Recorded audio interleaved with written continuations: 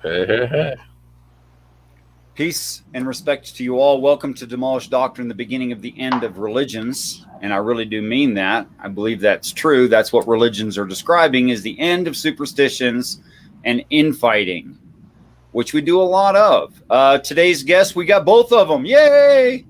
We got Mac the Human and also BigZebra.com, Steve. So, guys, do you have anything that you're doing right now that you want to talk about before we get started? I do, but Mac, you go first. Okay.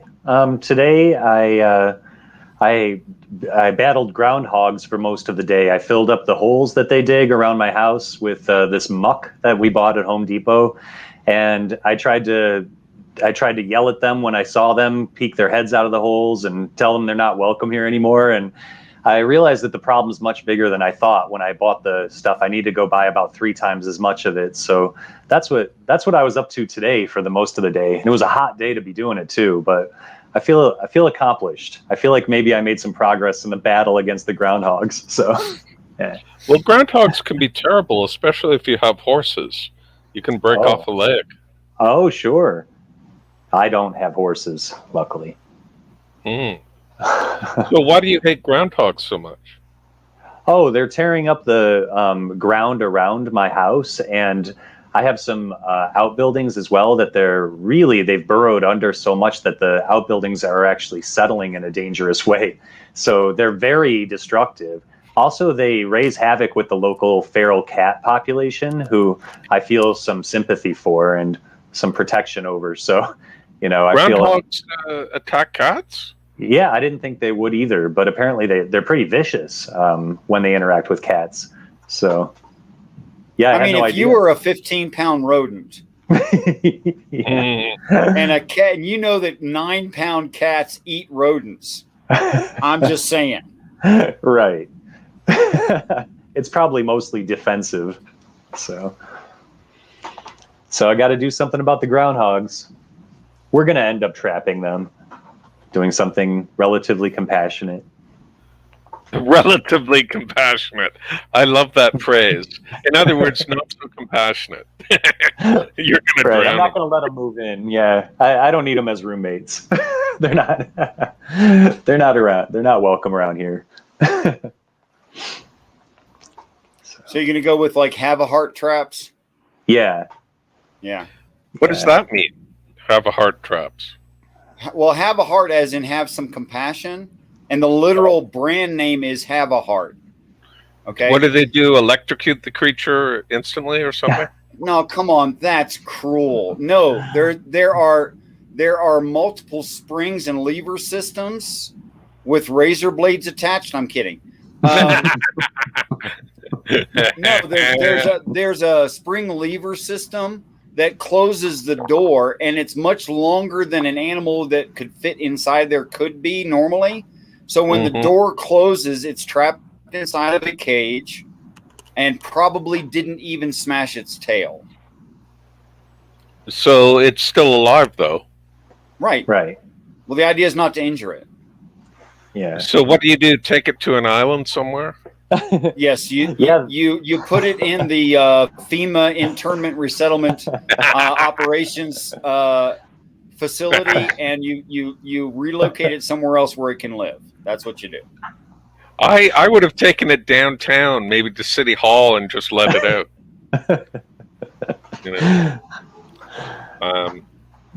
Their buildings settle. Yes. And what are they doing that they're letting the town be overrun with groundhogs? I mean, it's a crazy thing. They're not responsible. These city officials that allow groundhogs to move in, I don't know what they're thinking. Everybody knows that you get a couple groundhogs and there goes the neighborhood. Yes. If you don't mind, I'm going to tell you what I've been doing lately. It's really weird, as you might expect. I was contacted by an old friend who is doing some sort of customer relation management software, and in such an environment, you might have 100 customers or so, and this software helps you keep track of them. You've got an appointment on such and such a day. You had a phone meeting or a Zoom meeting, and we discussed such and such. It's that sort of software. So he wanted to have some samples of contacts, so someone who wanted to buy the software could go online and use the software. But you need the environment to be populated. So he wanted the environment to be populated with cartoon characters. And he hired me to flesh it out so that Speed Racer and and Bugs Bunny are both potential clients. And I had to write hashtags and agenda points. So I try to write the agenda points as if they actually come from a cartoon character. And so I've been doing this, and it's actually been hurting my brain a bit. But I've done 35, and I only need to do 5 more, and then I'm done. You're getting there, man. Keep plugging away at it. Yes, exactly. And for folks playing the home version of this game, just before we started, I mentioned a Bible quote to Richard, and his interpretation is different from what you might expect. And I made some joke in poor taste, referencing the Bible quote in Psalms of dashing, blessed is he who dashes the brains against the stone wall, or something like that. Maybe, Richard, you could give us the real quote, and then Mac, tell us if you would, please. It's Mac. Sure. It's Psalm 137:9 specifically, and in the NIV it says, "Happy is the one who seizes your infants and dashes them against the rocks." Right on. It sounds funny for me to say this, but amen. I agree 100% with every bit of that verse in the proper context. I actually do. You might think I'm a horrible human being for saying so. Go ahead. Not at all, Richard. I mean, who hasn't been happier at the thought of executing really bad infants? Well, people have actually done it, worst and of the that saddens me, actually. I don't think that's a great thing to do. If taken out of context, with which the Christians normally, present company may be discluded. Maybe, I don't know how they normally take it. So this is a lot like if you found a love letter that I'd written, and in that love letter is the phrase, and I'm writing to my lover, and I write the phrase is in there. I really deeply, passionately want to punch you in the face, and you read that and you go, holy crap, are they, sadists and masochists, or, I mean, what's going on here? But then later in the letter, I write the definition of punch you in the face. And what I define that as sticking my tongue in her mouth. Okay. Which is punching through the face. It actually is.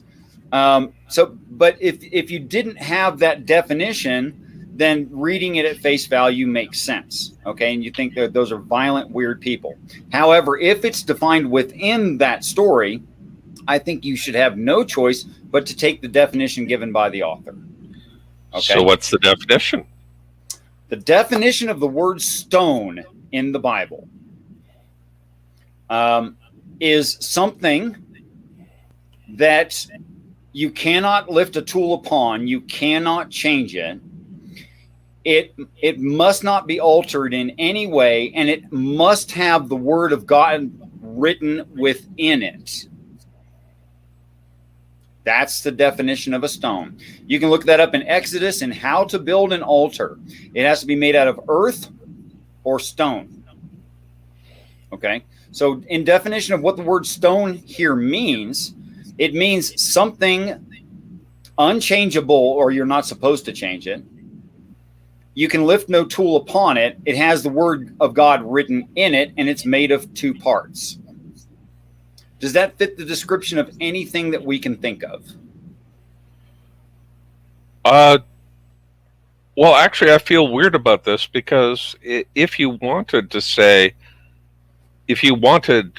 something like bash someone against a stone in the standard meaning, how would you phrase that in biblical language? Because you wouldn't be allowed to use the word stone.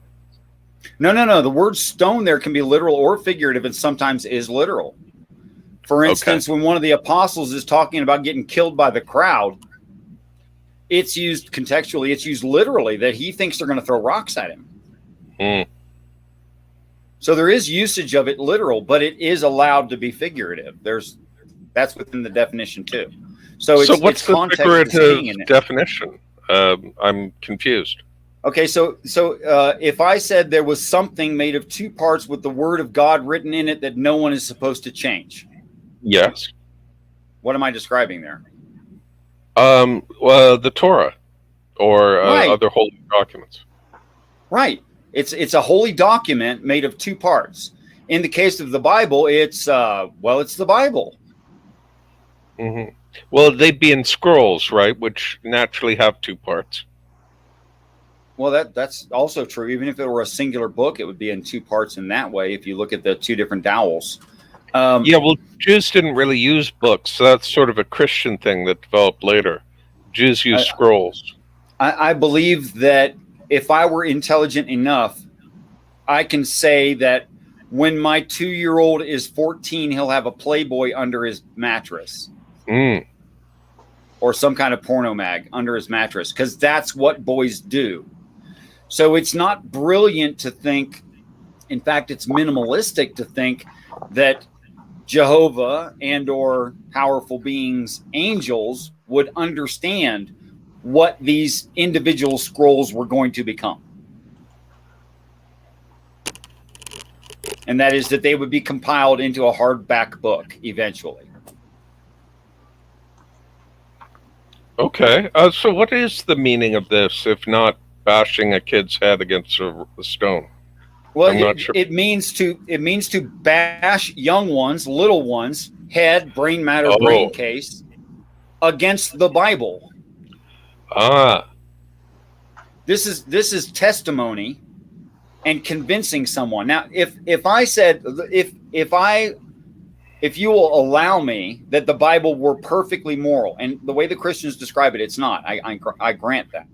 Mm-hmm. But if you would allow me to assert in this particular case that in the proper translation, in a cogent and coherent translation throughout the Bible, that it has of perfect morality, that there is no violence suggested by our kind or God or angels anywhere in the stories.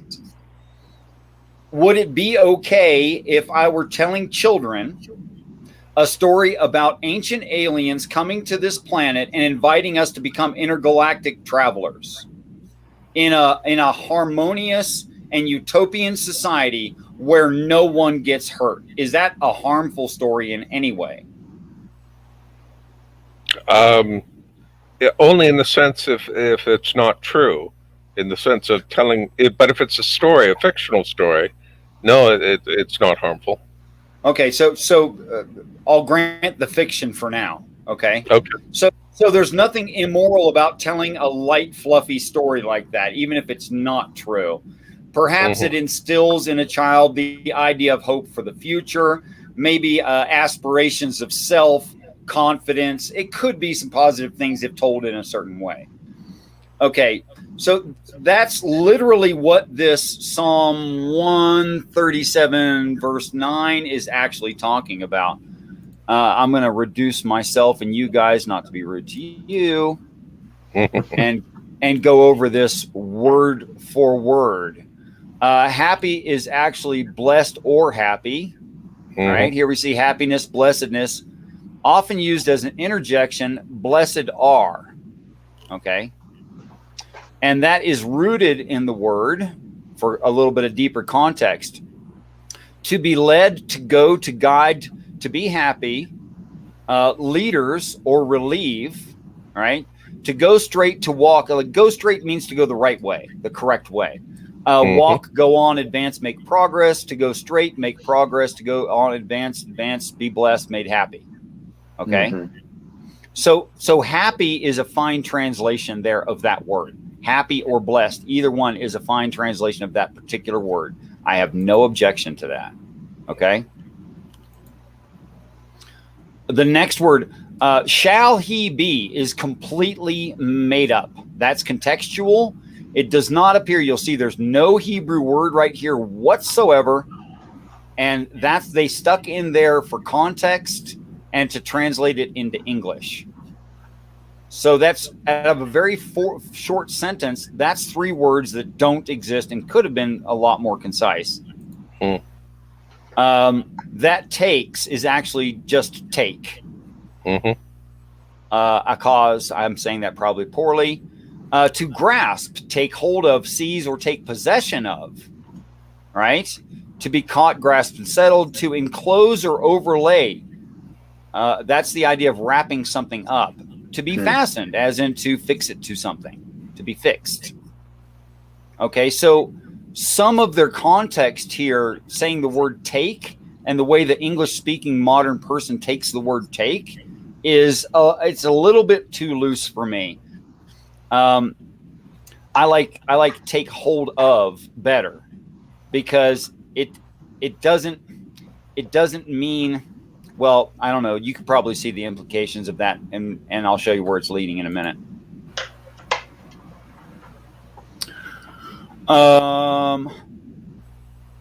And dasheth. This word dash right here, or dasheth, is no part of the text. None at all. This does not say dash. This says to break into pieces, to break apart. Dash is one of the usages, okay? Or to beat into pieces. You might recognize this from other parts of the text where it talks about Jesus doing this very thing, to pulverize or dash to pieces into shivers the potter's clay, the pot. You might recognize that from that. This is the same idea there. Okay, can they write it the way they did dash? Yes, they can.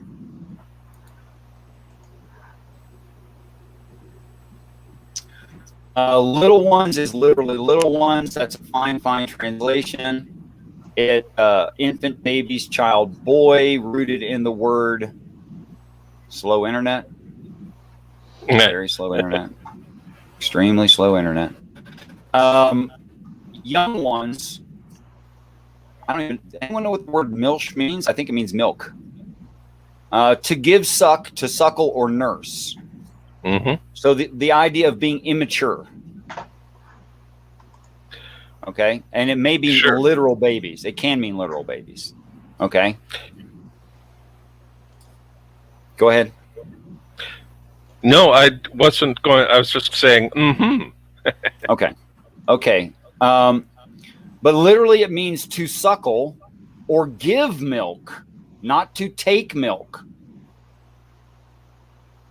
So yeah, you can translate it all these ways, but the literal translation of it is to give milk, like a ewe, great with young. This is talking about a mom. You see, that's not talking about an infant, although the infant turns out to be the topic.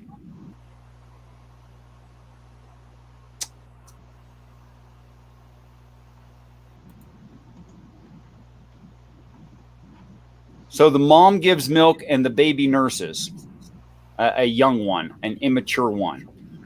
You'll find this milk reference in other parts of the Bible as well, talking about infant believers, people who are still on the milk of the word. And you've also heard the phrase meat of the word, which is also contained in the text.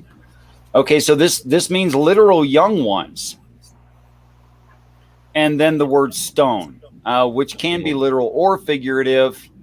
It's based in the idea of being lofty, Selah, which is also a praise word you'll find often in the Bible.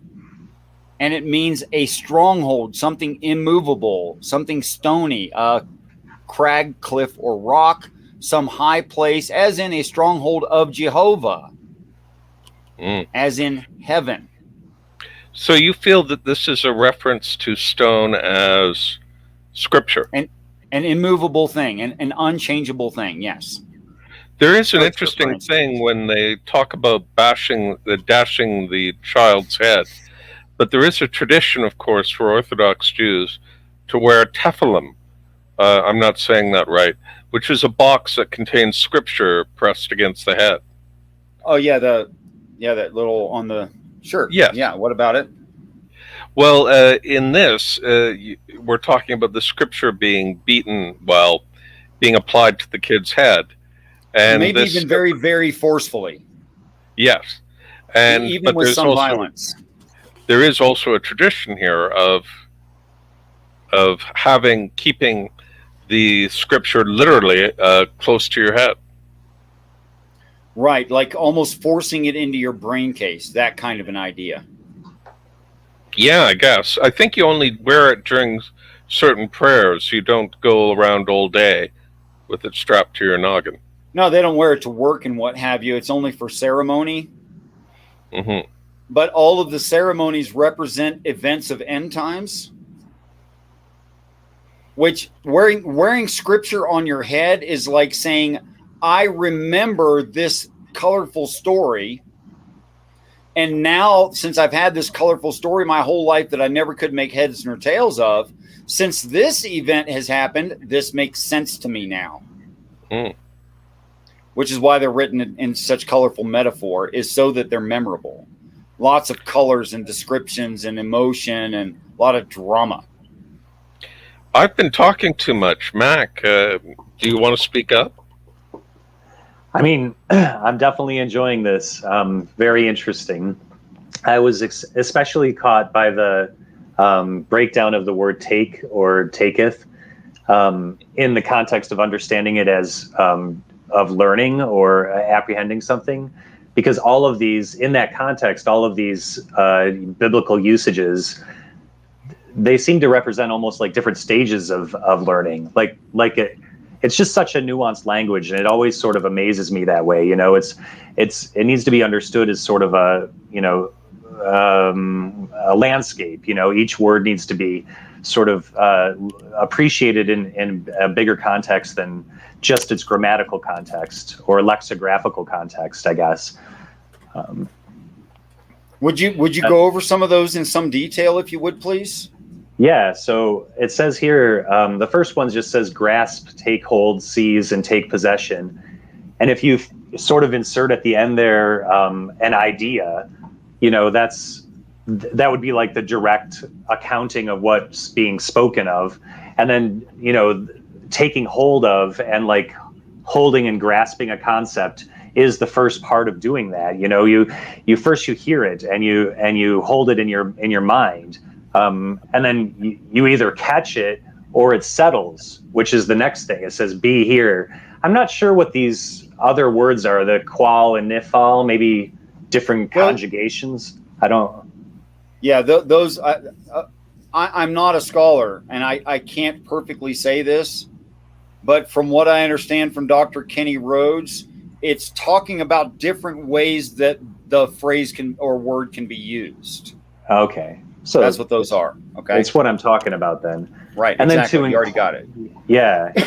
To enclose or overlay, you know, can describe when the idea or concept starts to really settle in and sort of click. You know, people talk about an idea starts to click, and then the last one is fastened. I mean, it's really like a progression. It's a learning process. Here. Yeah. Really... I don't think that's accidental. Now I want anyone listening, and Mac, I'd like for you to comment on the following phrase. And Jesus pressed himself on the girl. I don't know that word. Trept? T-R-E-P-T? Crept. Pressed. Pushed. Pressed, Good. covered, enshrouded, pressed. Um, I'm not sure what to make of that at all. Christians will say he laid on top of her. Oops. that's what it sounds like. Was he trying to protect her in some way? Well, if you consider what the phrase "of the dead" means, it means people who don't believe and will die. Often in the text, when it says someone is dead, it means dead to God. That God is dead to them. So Jesus takes this young woman. Virgin is probably a fine word, meaning both things: young, female, inexperienced, Right. youthful. And he presses himself on her. Where is this in Scripture? Reference Mac. Over to Mac. I'll Mac's find good it. at that. Thanks. All right.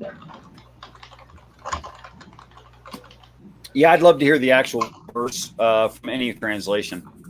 The key words are going to be the same. The problem is the interjected words that's changed the context. That's the problem. So their presuppositions in reading frame is what caused them to say what they say. It's not, I'm not saying those words aren't there. They are. Mm-hmm. The main root words are all there. The prepositions, the conjunctions, all of these things are the problems. The pronouns, stuff like that. Well, I can't find it. I think you oversold me. I found Paul was pressed in the spirit, so I found the word pressed, and testified to the Jews that Jesus was Christ.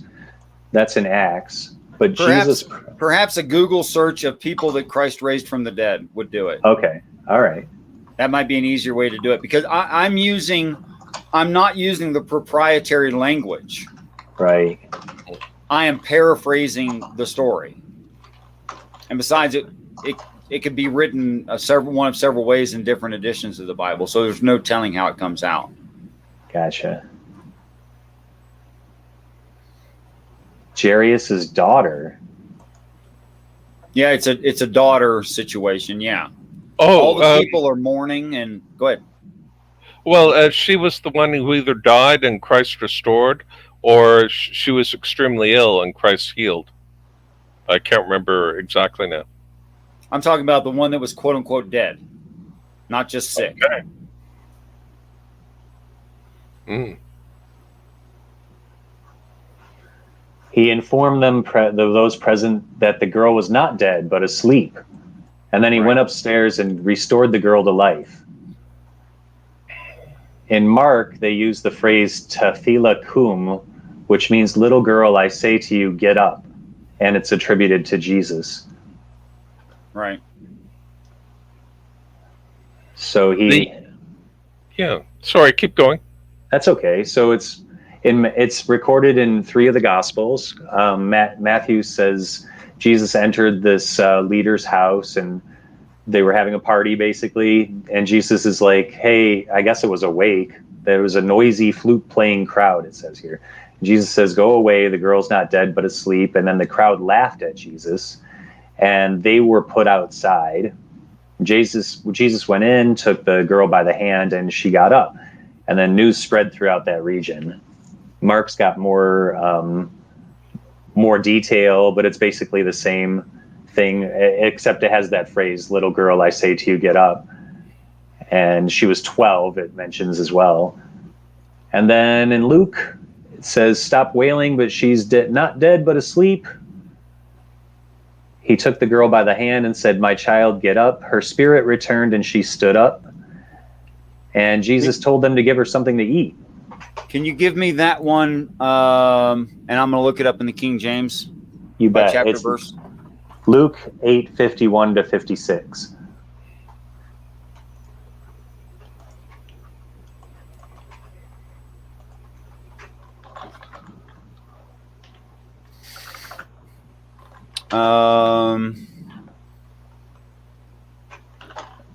And they laughed him to scorn, knowing that she was dead. And he put them all out. He put them all out. He did it. Gotcha. And took her by the hand and called, saying, Maid, arise. Young woman, arise. And her spirit came again, and she arose straightway. And he commanded to give her meat, to feed her. You're never going to find where that word right there would be milk. He's never going to give her milk because that would not raise her from the dead. So presents the original idea and then reinforces it with more scripture. Gave her meat. And her parents were astonished. But he charged them that they should tell no man what was done. And that finishes out Mark 8.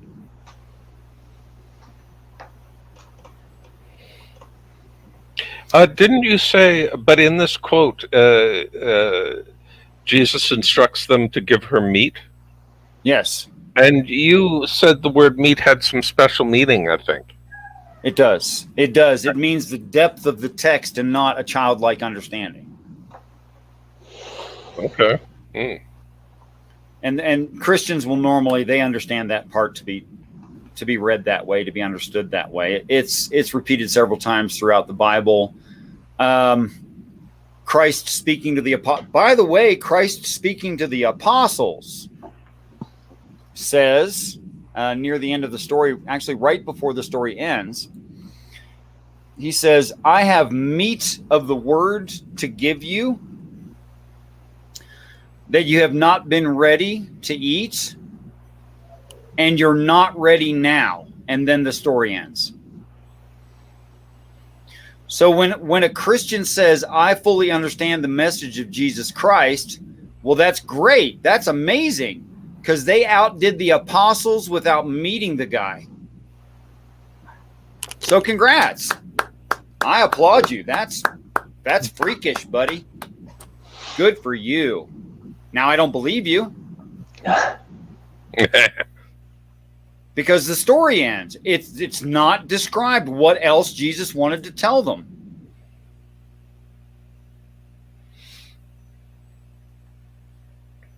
Apparently running short on time. That whole 40 days thing, not very long. No. Can I take us back to the Psalm 137:9? Yes, sir. I don't mean this in a gotcha sort of sense, Richard, but No, go ahead. Psalm 137:7, Psalm 137:8.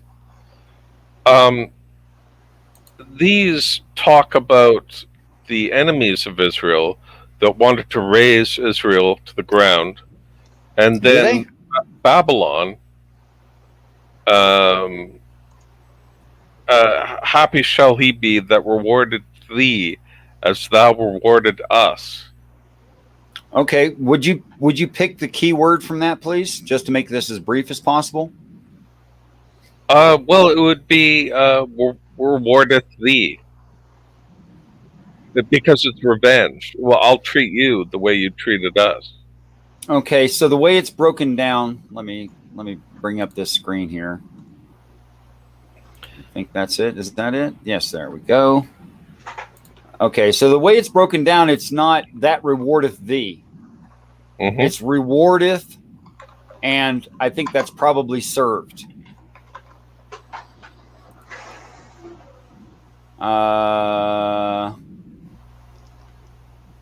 To dealt or deal a recompense. Mm-hmm. With bounty, to repay, to wean a child. Isn't that an odd thing to be in there? To wean a child? To bring something to be ripe, or to bear ripe as in almonds. Don't you think those are some kind of weird words?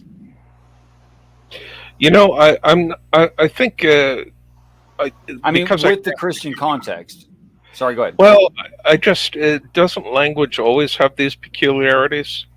For example, in English, make my case for me. Well, we have the word like run, which has multiple meanings. We say you get on a plane, but you get in a boat. Right. I just I'm not so ready to jump on board, and this business about dashing thy little ones against stones Right. seems to me to be exactly as it appears, Well, rather than Steve, I mean to slay you. And Mm, by slay, I mean entertain, because that's one of the definitions of the word slay is to entertain someone or to yes. clap. Now, I don't know how you kill someone by clapping or entertaining them, but it's one of the definitions. Yes. In this case here, this works well to wean a child, to ripen, to bear ripe, to deal out, to be bountiful, to give recompense, and to deal fully with. And by the way, fully right there means fairly. hmm It doesn't mean carried out to its fullest extent like you would think it would mean. Okay? So if I go back, that was the word golmal, which I'm saying poorly, I'm sure, which was served. It came out served. Mm. And the other four words there don't exist at all. So it's actually reward served.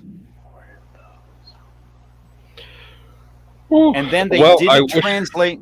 Hold on, let me finish it out. They didn't translate gemul at all. You see, it's in reference, and there's no English word here. There's nothing. So they left out an entire thought. I'm not sure that's a great idea. Let's look up what the missing thought is. Look, it repeats. Okay, so two ideas here appear in the text and they left one out. How accurate can that be?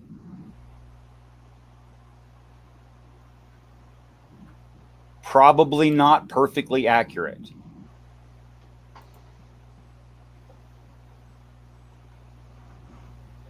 So you see, it's, I don't know. Since the first, the problem is I'm trying to step away from my natural prejudice of whatever my first impression of the text is, because there's a trend just to follow along with it rather than reconsider it the way Richard has.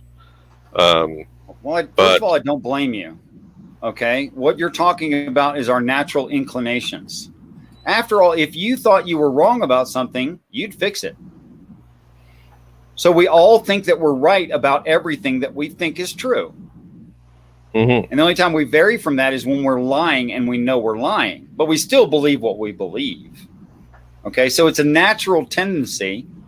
And then if you found out you were wrong about something, you just fix it. All right. So the question is not whether or not you defend your position. Of course you do. The question is, can I be persuasive enough and show you enough that you should change your position? That's the right question. Now, I don't know that I'm a very persuasive person. I think I'm actually not. Okay. But persuasion has a lot to do with personal feelings more than evidence. People aren't persuaded by evidence. People are persuaded by what they think about the evidence. You see. So I'm asking people to turn away from themselves and reconsider something they already hold steadfast. That's asking a lot.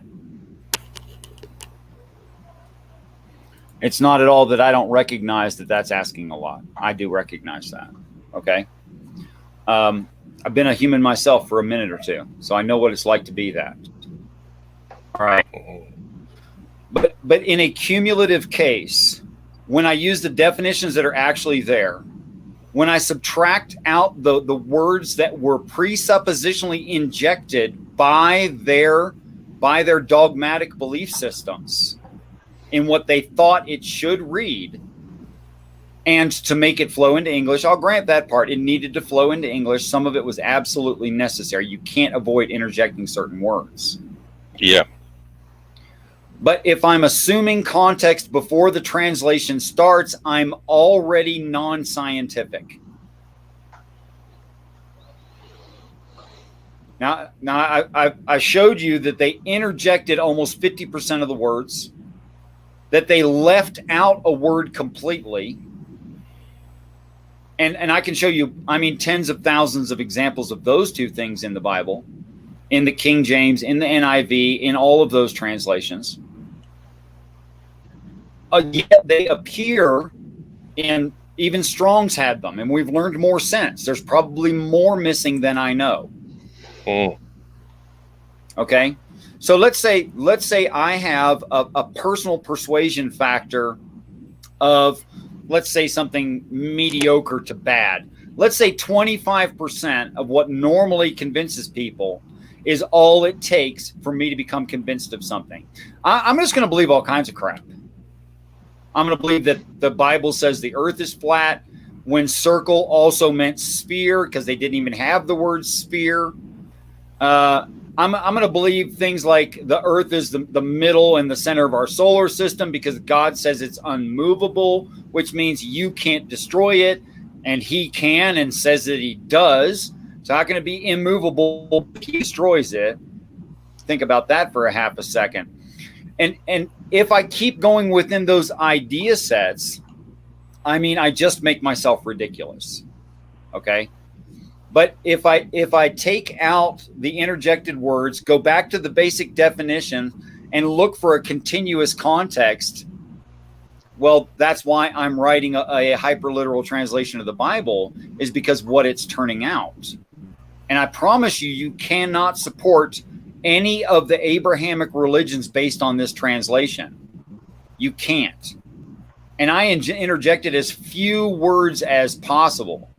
Less than 50% of the amount of words they interjected to make it into English. Less than 50% of what they put in, I'm putting in. Within the context I've adopted. But here's why I value it. The context I've adopted, where God says I am perfectly moral, is perfectly moral. Where God says I am nonviolent and loving, it is nonviolent and loving. Where Jesus says I agree with the entire Old Testament, it does sound Jesus-y. It doesn't sound like Jesus is a two-faced bastard between the Old and New Testament, which in the Christian reading frame it does. It doesn't call God a tease, offering them a tree of eternal life and then taking it away. That's not there. That's a Christian contextual problem. It doesn't have God causing them to fall. It has God causing them to rise with knowledge and wisdom and enlightenment. Because the Christians have assumed the wrong time frame, thinking it's a past event. And I could just go on and on and on. But there's maybe tens of thousands of examples of exactly, they left out a word, they interjected too many words, they translated poorly. How can him, he be that? How can you translate him, he as that? As an object, an inanimate object? And they did. They did stuff just like that. I could show you, I don't know how many times. Could it be some, for example, we make use of the royal we.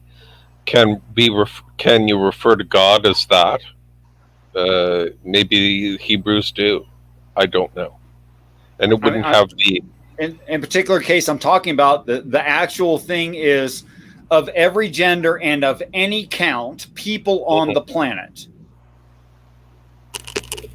And it literally came out as an inanimate object. There's no way to do that, and they did.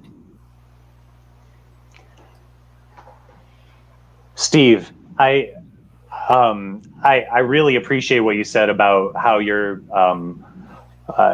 trying to adopt the mindset where you can just be open and not biased, and I think that that's an incredible practice. And by the way, I'm trying to do the same thing, but I want you to try to imagine if you're somebody that grew up Christian and has been Christian your whole life, and hear Richard say this about just these verses, or in general about the Bible being leaving out things or having things added to it, that could very, like, the metaphor of having your head bashed really fits in that context. Like, that's really, it's a threatening, upsetting thing to hear somebody talk like that, if you're well within the believer kind of context. So I don't know if you don't mind me saying, Mac, I really appreciate what you just said, and I'd like to point out to anybody listening, and I brought down to very, very specifics with Smokey Saint last night on his stream, early this morning on his stream. I said, how many words can you leave out of the Bible according to the Bible? The only answer is 0. It specifically says you will leave nothing out and you will add nothing. You will add not one idea. That's right. You won't leave one idea out. I just literally showed you all where they completely omitted an idea. Literally, I showed you that. That's right. Okay, so what should I do about that? What I should do about that is be honest and say they left something out. Yep. So they did it deliberately because it didn't fit their sense of what the Bible should be. Right, because they already had precognitive ideas about where the sentence structure should be, where to put periods and commas. And when it started a new sentence using the same phrase, which there should have been a period between the repeat, they simply left the repeat out because they didn't understand it was the end of a sentence and the beginning of a new one. Oh. So it's not Jews said things 3 times to emphasize it. No, it's a new sentence. That's an interesting idea. That hadn't occurred to me. It hadn't occurred to me either till I started doing this. I would have never thought of that. Right. Well, I not to be too stubborn, I'm not prepared to accept this new notion so quickly, but I'm not going to dismiss it either.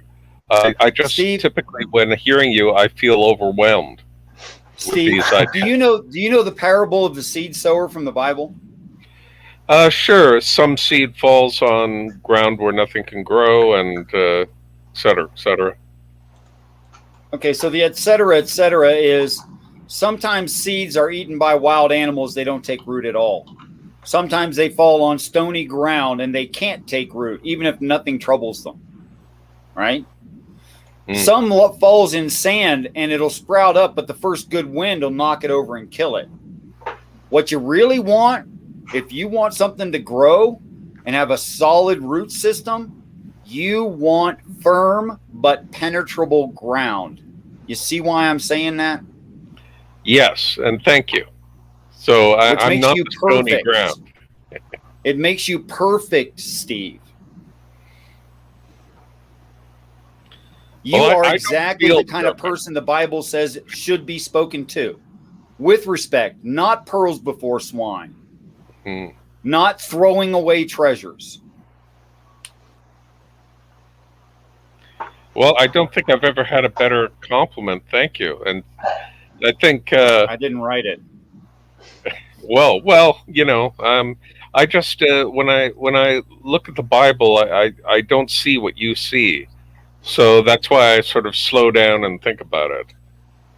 Thanks for reminding me.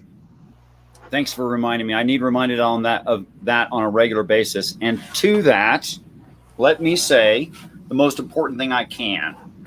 This icon is a painting of heaven arriving to the earth.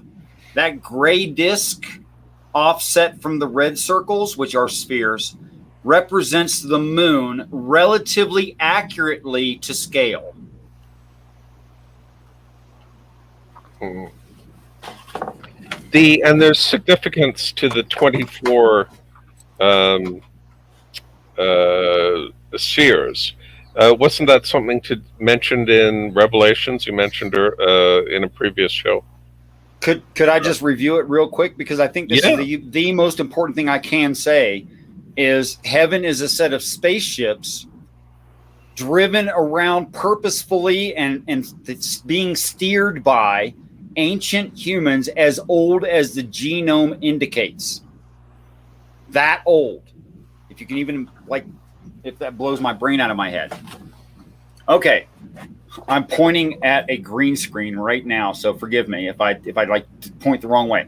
Okay, so you've got the eagle face on the six-winged, right? Those six-winged, and then you've got the lion over here. You've got the bull or calf or cow, and over here you have the man. All right. Those were Achaia the eagle, Leo the lion, Taurus the bull, and Aquarius the man. The corners of the zodiac are named after heaven. That's how fundamental this is. You've got the 24 elders all the way around the whole thing, and those represent past Earths and ascended planets. Each of one of them, if the floors, according to the measurements given in the Bible, if each floor of these smallest parts of heaven are an entire mile between floors, then you have approximately between 65 and 70 Earth surfaces worth of walking space in any one of these. Entire Earth surfaces, not land. I mean, if you laid out the floors in one of these, it would cover the planet Earth 60 to 70 times, somewhere in there. The beasts around God's throne, or seraphim, or six-winged angels, which are filled with eyes within and do not sleep. That's because they have shift work. Not that angels don't sleep. Have familiar faces on them, which you'll find on the breastplates throughout the Bible, which you'll find in the zodiac. Frankly, you'll find them all over the planet. These four exact symbols. These are familiar faces that we will easily recognize. No matter what part of the earth you are on, you are going to recognize a human face. Fundamentally. And then after that, you're going to recognize either an eagle, a lion, or a cow. If you don't mind noticing, those things do not always share habitat, but they do cover the planet. So familiar faces. And then this large thing in the background here, that's quote unquote the mercy seat or the throne of God or the habitation of God or the highest heaven or the third level of heaven. That's what that is supposed to represent. Now, this object is full of I don't know how many beings. I haven't done the math to show you how many Earth surfaces each floor, if a mile apart, would cover. But this thing measures out at about 5/3 the size of this planet. Okay. Now, do you think that if what I just described actually arrived to the planet, that people would do the following? And they were naked and they knew it not, and they hid themselves from the face of God when he showed in the garden in the cool of the day. And they hid themselves in caves and caverns, wishing for the mountain to fall on them, for they have seen the face of God, and who can stand? I'm talking about a bigger than any movie alien invasion is how it will be first perceived. I believe people with heart trouble are going to stop having heart trouble in that moment because they're going to become deceased. Well, I think that's exactly what would happen. I'd run for the hills. Exactly. It's that damn thing. Right. That the story is describing our natural reaction from ignorance. That's what's being described all over the place. This is in the book of Isaiah, Revelation.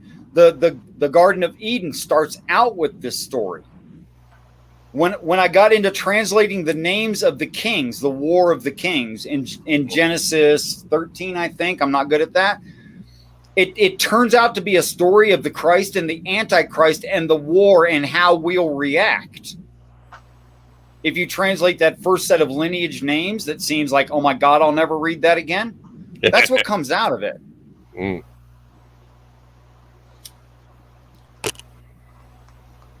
Which preachers will tell you don't do that.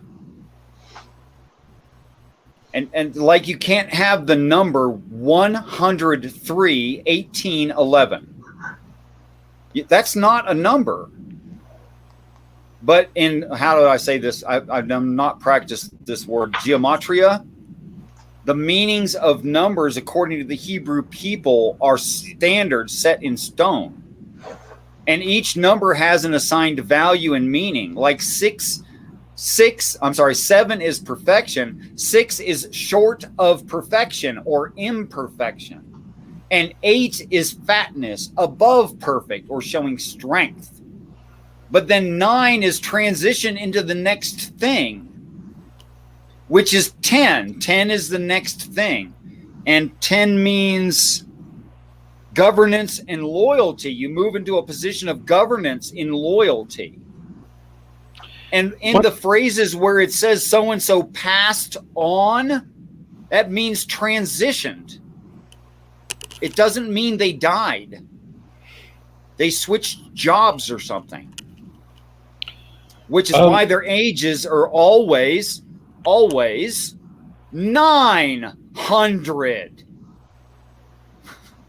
Because it has to be 900, because 100 means God elect. So 900 means transitioning to God's elect.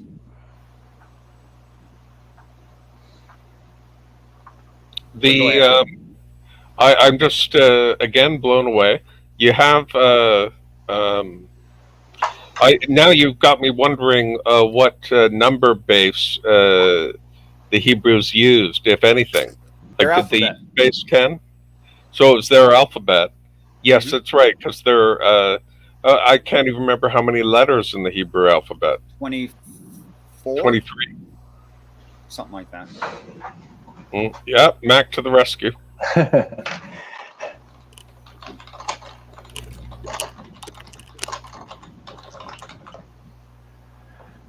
22. 22. But then there's different forms of certain of them, so you can say there's more. Right. Right. Oh, excuse me. Sorry. Like if I say the number 103, 18, 11, that makes no sense numerically. There can be no such number.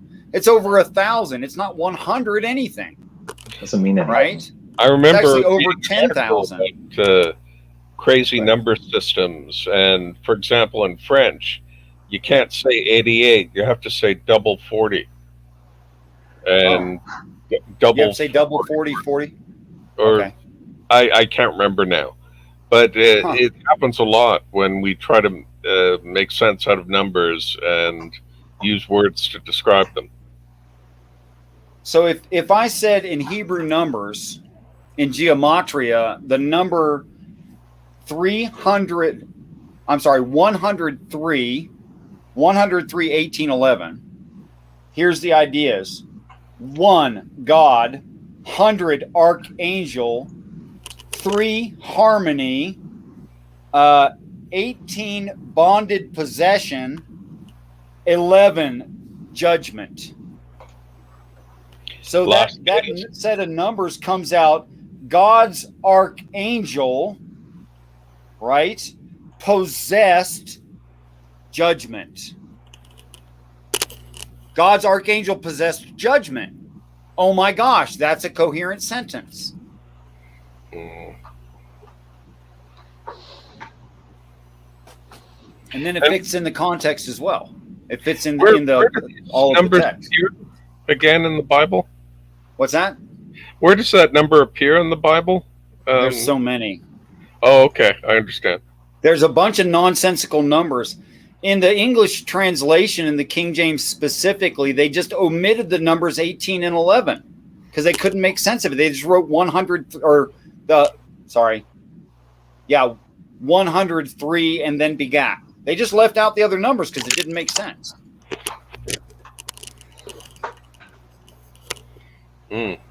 Well, I wonder what would happen if we had fresh scholars to retranslate the Bible without having previous reference to other editions.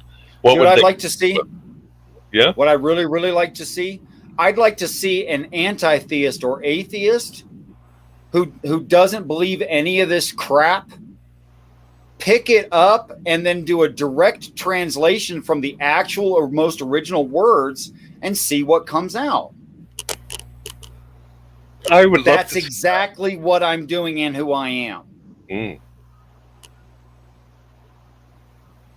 I am giving you the cleanest reading possible. You can't get cleaner than this transliteration I'm doing. It's literally impossible. You can't take someone with less presuppositions than I had. My only presupposition is, and I said this 1,000 times, you can ask my sister. My baby sister and I have always had a super honest relationship. She knew exactly what kind of an asshole I was. Yeah. Okay? I said to her 1,000 times of our eldest sister, who's been religious her whole life, and I'll quote myself, she's sweet, but she needs a crutch to get through life. She can't accept the hard, harsh reality that we are physical beings on a physical plane, and when we're dead, and that's it, you're done. But what I see described in the Bible is genetic isolation and physical restoration of the history of this planet in flesh, living in actual reality, having their actual consciousness restored to them. That's what's being described, which is why you end up with phrases like born again. While Christians try to, I want to laugh in their face, say that there's no such thing as reincarnation, the Bible says Christ and others are born again, raised from the dead, and the dead will, it says it so many times.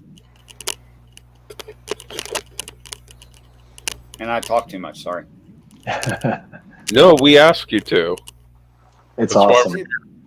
Do you see my point? Why what they're saying makes no sense, and why it argues with other parts of its own story? How can you say there's no reincarnation, be born again? How can you say angels act on reality, they don't have flesh? Angels reproduce, they don't have penises. Like what the hell are you talking about? Steve, I wouldn't buy their story for $1 million. It's strange, and also having so many parallels. For example, we have the angels coming down from heaven and mating with our women. Right. Yeah, chapter 6 of the book of Genesis. That walk the earth.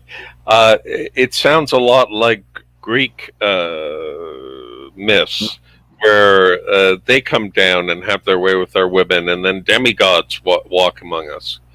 And great observation. But please don't neglect that the demigods are always half God, half man, and become the hero. Don't forget that part. You have to include that. Okay. Yes, that's true.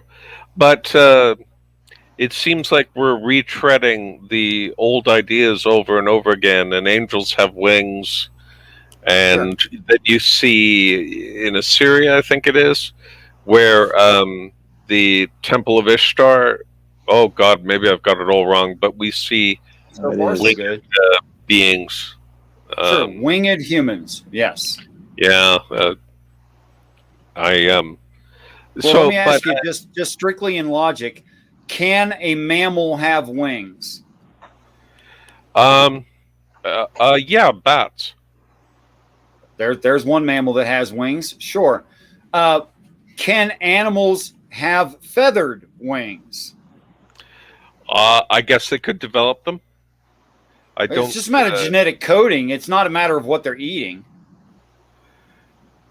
Well, I just mean that just because I can't think of a mammal with feathers, wouldn't surprise me if there was one out there just to irk me. Not a mammal. He said an animal. An animal. Oh, an animal. Yeah. Oh, Yeah. Okay. So it's logically possible that an animal can have feathered wings, and it's logically possible that a mammal can have wings. Hmm. Okay. Now, normally in a mammal, it would take the place of the arms. Okay. Yes. Although to be able to fly would be another thing entirely. Well, even if I could just glide, I'd be exceedingly happy with Yes, that. me too.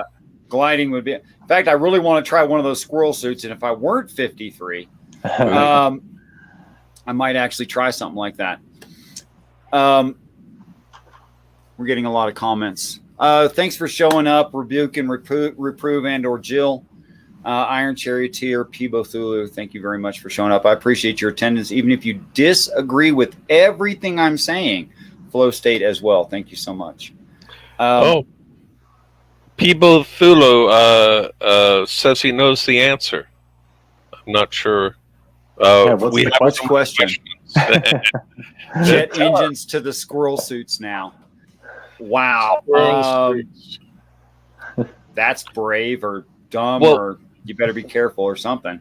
Well, from my recent work, I can tell you Rocket J. Squirrel from Rocky and Bullwinkle, he is sometimes depicted as making a jet engine sound. I remember And that. he can hover, which a regular flying squirrel cannot. That's also true. Yeah. Rocket J Squirrel, I forgot that. Oh goodness. Yeah. Now I'm thinking about Guardians of the Galaxy and how the raccoon's name is Rocket. Yes. That might be slightly stolen. Or a homage. If you don't want to admit you stole it, it's a homage. Okay, Right. so Let's talk about homages. Let's talk about homages for just a second, because you brought that up earlier. You said it seems we're rehashing the same old story. Okay, if I let go of my personal pride saying I'm right, my religion's right, my God's the right one. If I let go of that and I say, show me evidence that these stories exist, that these stories comport to each other, and that these stories comport to reality. The more I hear the same story from different sources, for instance, your girlfriend's cheating on you. No, she's not. You're a jerk. Then another friend comes to you and says, your girlfriend's cheating on you. By the time you hear it twice, you should be going, wait a minute, maybe my girlfriend's cheating on me. Right. If you hear it 300 times from different sources, that's way more confirmation than you ever needed. Your girlfriend is definitely cheating on you. Let it go, man. Let it go. I don't care what you want to believe. When I hear a flood myth, almost universally, and told universally just in different ways, it's not always called water. Sometimes it's called the rainbow gathering, for instance, in one religion, where all the people come together in great masses and unbelievable numbers you can't fathom, is the rainbow gathering. That's the flood narrative. And then they say of that Native American, oh, they don't have a flood narrative. Yes, they do. You just don't know what the word waters means, which again is given a strict definition for in the Bible itself. You cannot vary from that definition anywhere that it can apply, because you're told what to think by the work itself. So in the whore that sitteth on many waters, waters is peoples, nations, multitudes, and tongues. That means samples from all of the earth, or maybe even all of the population of the earth itself is the flood, the waters referred to. And there's no denying that 8 billion people, if you were standing amongst 8 billion people, you would feel flooded, you would be flooded. They are a flood that can destroy buildings. They can literally move mountains. All you have to do is put a bucket in everyone's hand, have them pick up a gallon of dirt, move it 50 feet and drop it, and you just built a mountain. You see? So we are literally doing everything that the Bible narrative says the flood will do. We're destroying the planet. We're changing the face of it. We're drowning. We're killing each other. We've covered the mountains. That is, we have a space program. All of these things are completely true. We elevate the ark. All Christians do. In some way or another, they elevate the ark. And the ark is lifted up over the waters. So, if I accept the definitions given within and I use it to judge itself, I do not end up with huge amounts of H2O that appeared out of nowhere and disappeared into nowhere. I don't have that problem. But that is the contextual problem that the Christian traditionally accepts that causes problems in reality and isn't in the text and is actually against it. See, part of the reason I'm an atheist is because under what circumstance would God give us a book that we have so much trouble understanding? What's the point? Perfect. No, that's great. That's great thinking. Okay? It's great thinking, and you deserve a serious answer. Let's take the opposite position. If the state of affairs was completely the opposite of what you just described. Let's say this thing here behind me, we're hovering over the planet and always was. Describe to me what people would think, feel, do. I mean, they know it's heaven. They would know that? They would, if it was over the planet literally constantly, if God made himself obvious throughout time, extrapolate out in human nature, what would our acts, actions, thoughts, feelings be about that? What would we make of that? I think we'd probably be slaves to God, desperately trying to win his favor. Okay, let's say we were desperately trying to win his favor because it was obvious and everybody knew it. Yeah. How would we try to win his favor? And to what end? 613 laws. Yeah. And to what end? Let's say we tried to follow all the laws. Everything he ever said, we tried to follow it. Why would we do that? To gain heaven. To get to heaven. In other words, we'd be sitting there going, why aren't we in heaven? Does that sound like a good life to you? No, it just sounds like slavery to me. It sounds like slavery. It sounds like it would be horribly insulting. It would be upsetting. We would be devalued. We would be putting each other and ourselves down. God would be putting us down to do that.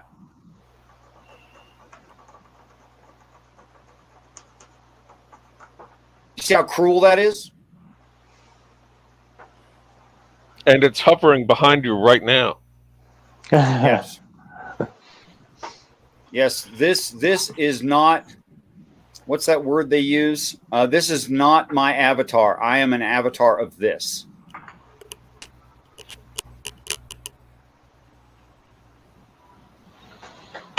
Well, I don't know whether or not to believe your Bible, but your coherent Bible, but I like it better than the regular one I grew up with.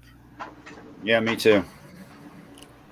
I mean, there's nothing that's magical about it. There's nothing defeating or stretching physics about it. There's nothing that's even implausible within reality as we know it, within the actual cosmos as we can sense it. There's nothing stretchy about it. There's no creation ex nihilo there without materials. There's nothing like that anywhere in this story. And people get upset with me, especially Christians, of course, get upset with me. We have a Christian in chat who wants to debate you. It might be Jesus is Lord, That is or Jesus is Lord, I'm sure. it says rebuke and reprove Right. as a That's a username. recent screen name he's using. Yes. Oh, okay. But I think it's well verified that's Jesus is Lord. I've seen him come on to shows and speak, and he has the same voice he always had. Okie dokie. I feel compelled to share something right now, which is kind of shook me a little bit in the last 15 minutes or so.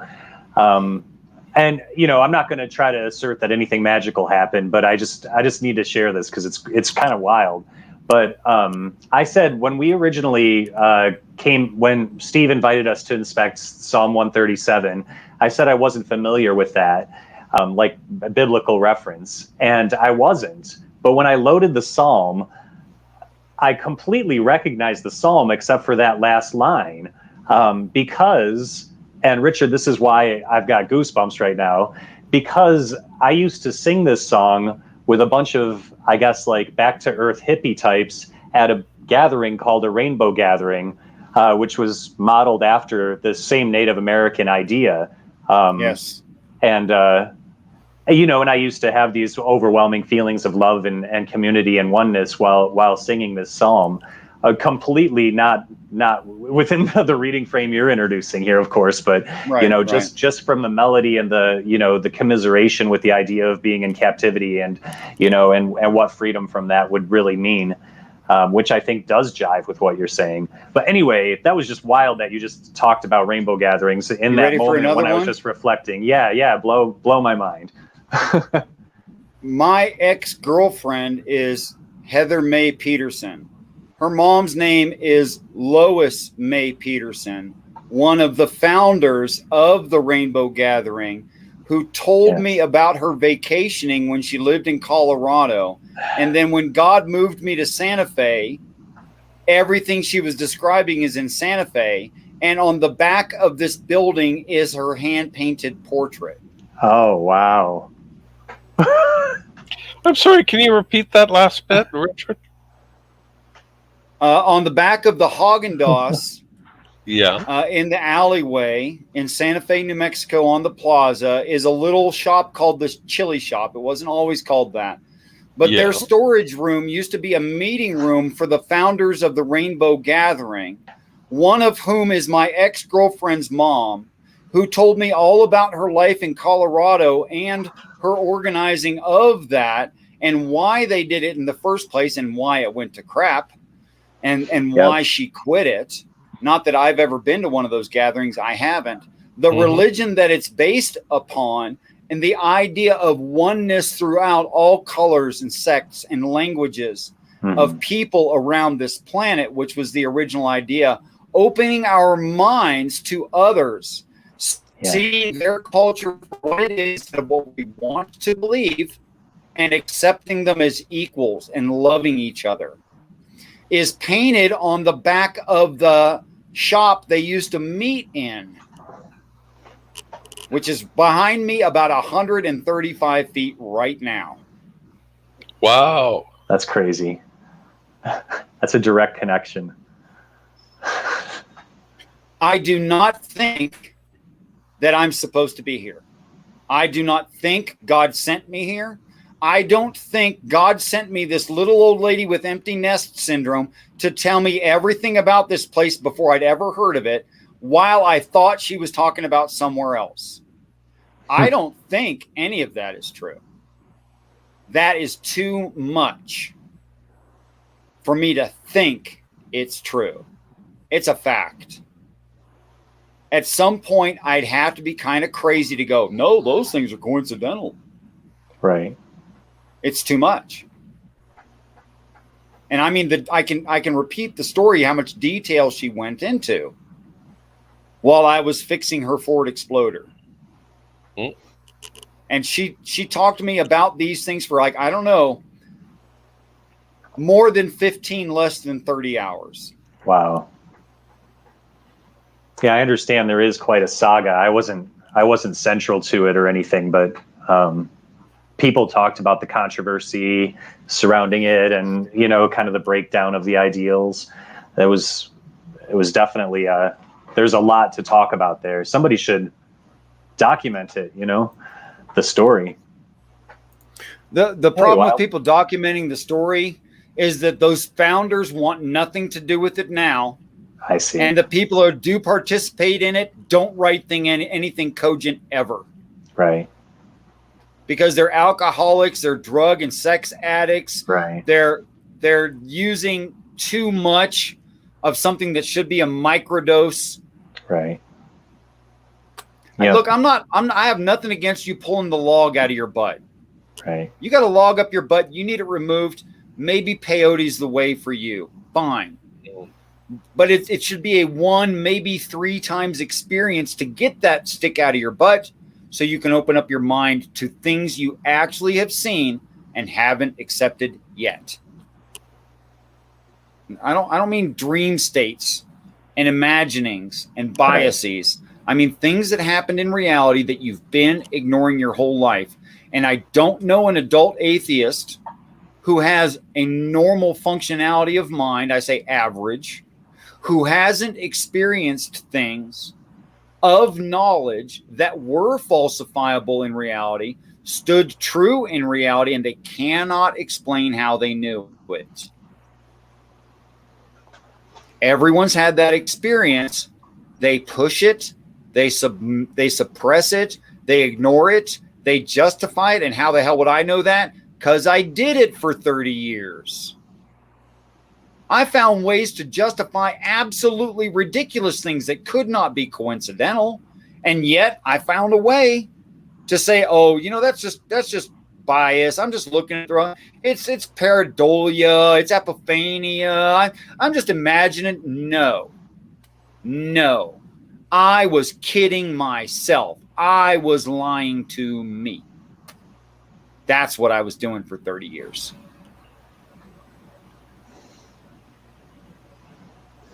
And frankly, Iron, I think you're lying to yourself. Wildheart, love you too, but I think you're lying to yourself. You have seen things. You have had knowledge. You don't know how you came by it. It wasn't part of your experience. You tested it against reality. It was true in reality. That's called evidence. You are suppressing evidence. You are suppressing your science. You are suppressing your skepticism. You are confirming your own biases, and it makes you comfortable. It makes life easy. Take a harsh look at what you're actually doing. You might want to reconsider your experience. I'm not saying become a Jesus freak. I don't recommend that. I'm not saying believe in something that can't be true in reality. I don't recommend that. There is no information transferred other than from a conscious mind in a body. That's always the case. There are no exceptions. God is not an exception. There's no special pleading that is logical, but living beings communicate with you. That's provable. There's nothing wrong with saying when I gain information outside of my experience range and I see that it's true, that's evidence of a consciousness communicating with me.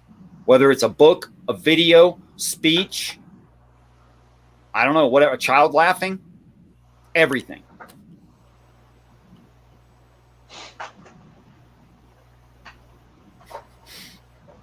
Wildheart and Peebo and dude, I'm convinced you guys are brilliant. I'm not blowing smoke up your butt. I'm really convinced of it. Okay.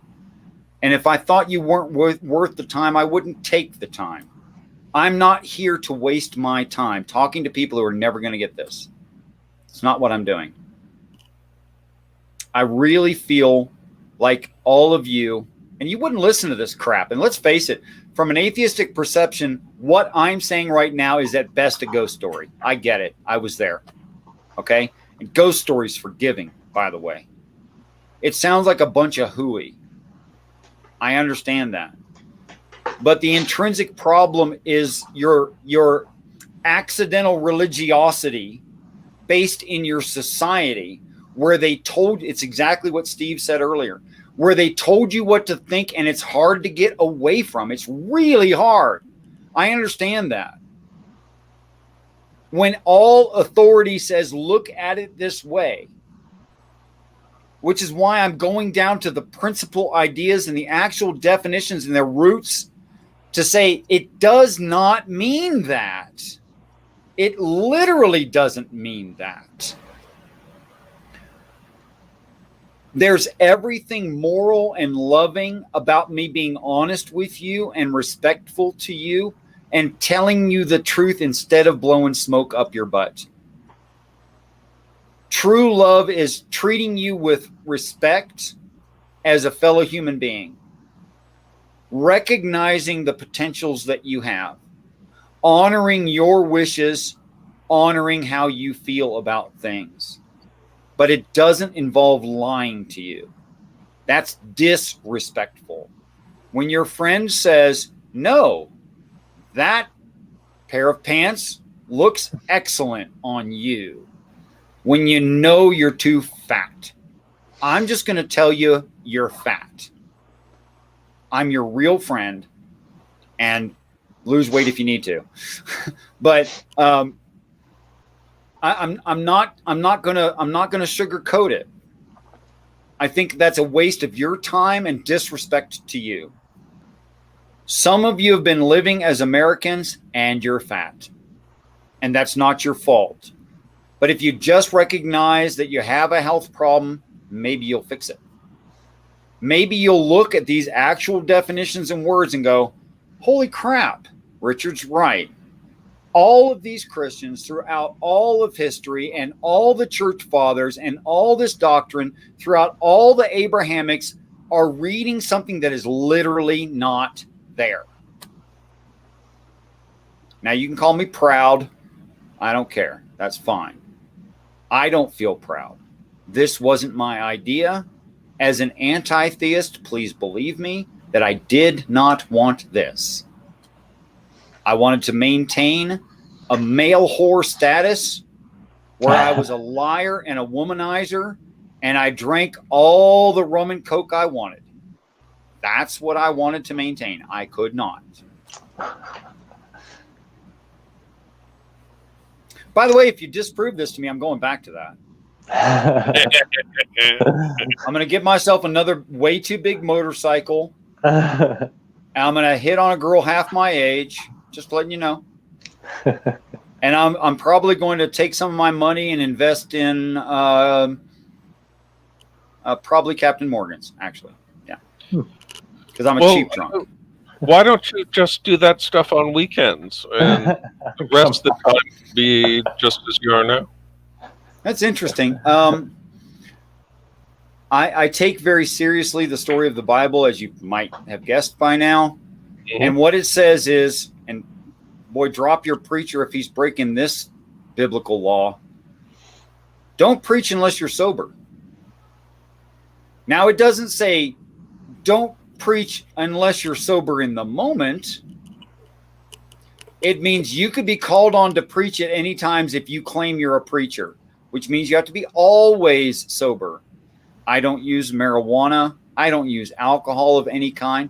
I make sure that I'm hydrated and well slept as much as I possibly can be. I exercise on a regular basis. I'm 5 almost 9. I weigh 180 to 185 pounds at all times. I can deadlift literally twice my body weight. Jeez. I can do at least 10 pull-ups in a row, at least 20 push-ups in a row. I can leg press 700 pounds. Mm. I am taking this seriously. I eat a modified vegetarian diet. I don't even have body odor. How do you like that? I don't even use deodorant. I'm taking that good care of myself. Seriously. I don't need deodorant.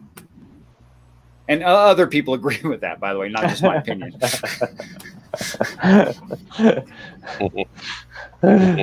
Yeah. Hey guys, I gotta wrap it up. I'm looking at the little clock at the top corner, and We're already over by a half an hour, Mac. I appreciate you coming by. In the first place, and I appreciate you hanging out way too long. boy, I appreciate you too, both of you.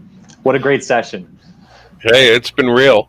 And thanks to all our guests in chat. Absolutely. It's been great of you to join us.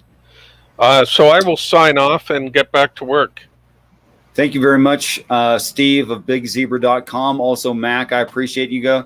For what shows we've missed, anybody who's viewing this right now or in the future, for what shows we've missed, it wasn't because we don't like each other. It wasn't because we got in fights. It wasn't because it was just failings of, first of all, my brain, because I'm not terribly bright and I lose track of times and dates sometimes.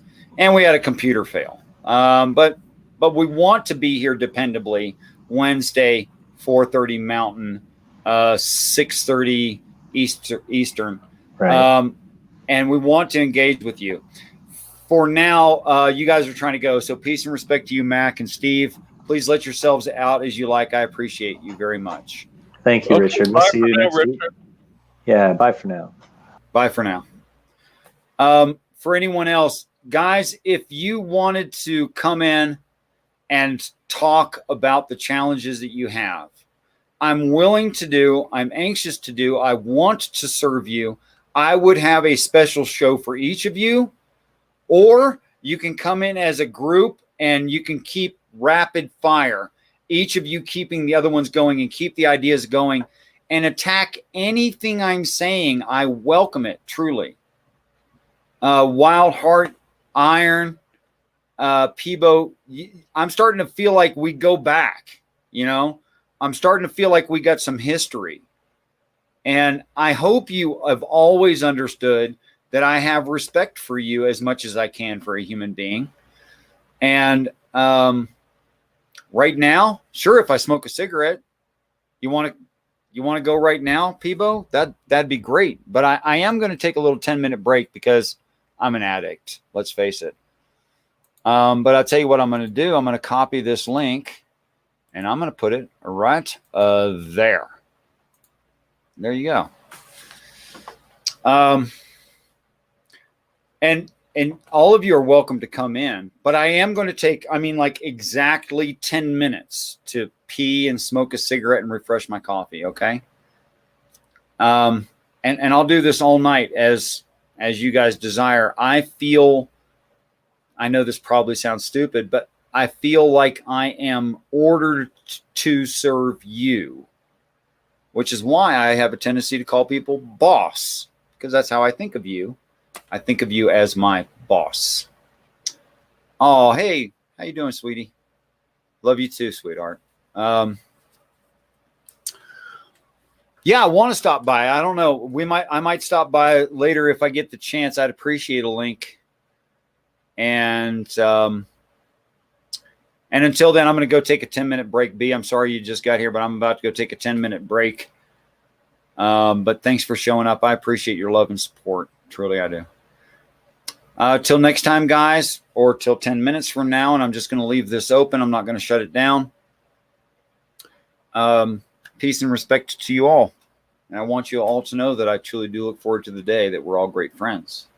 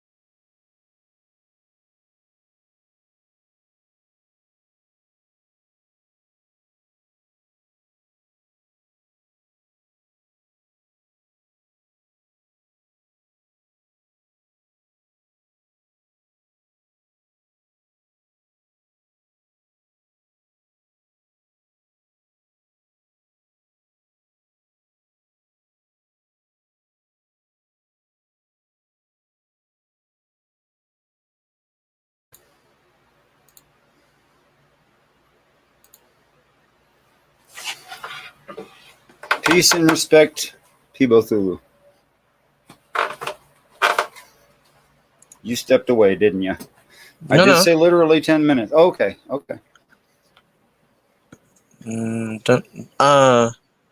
Where's my echo coming from? It's coming from there. Cool. Just Got the stream adjusting shut off. things. No, I just muted it. Yeah. Yeah, mammal with feathers, technically an echidna. Whoa. What did you just say? Mammal with feathers, technically an echidna. An echidna. I don't know this term. Yep. It's a critter. Lives around here. You know, like platypus. Really? So we have two monotremes. We have the platypi and the echidna. The echidna is an anteater. I think there's 2, maybe 3 species of echidna. And while they're both monotremes, they're egg layers, and they both produce milk for their young, the quills, fur on the echidna, when they look at it under a microscope, They're it's proto actually feathers. yes.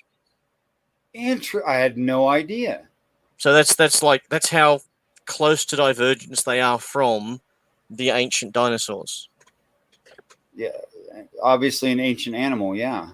Yep. Weird. Well, thank you for that. I didn't think it was actually possible in any existing genome on the planet, but okay. Yep. If I've got your comment right, it's about the size of the Dino Killer, so that's not going to move Mars.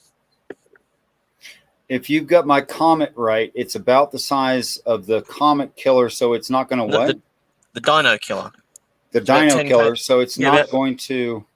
Yeah, it's about... If it's the right comet, it's about... The nucleus is about 10 kilometers across. Right. So 10 kilometers didn't move Earth, even though Mercury is smaller than Earth. I was just looking at a series of diagrams. Saturn's moon Titan is actually bigger than Mercury. That's really amazing. Yes. Yeah. I think I'm getting that right. From what I can tell, Mercury is approximately equivalent to 2 of the moons over Jupiter. Yeah. Isn't it amazing how quick they're doing the Starship stuff, eh? Really impressive. Of course, I believe the Bible is true, and what it says about our adventures into space, that is the face of the deep, is that we will come to the shore and no further. So that's like saying if we were a lake, we'd splash up on the shore a little bit, but we're not getting very far before we're interrupted by our ancestry. Right. And it's moving very fast right now, as you point out. How far is not far? I don't know. I'd say the shore of this planet is maybe low orbit, or maybe a little bit past the moon, maybe something like that.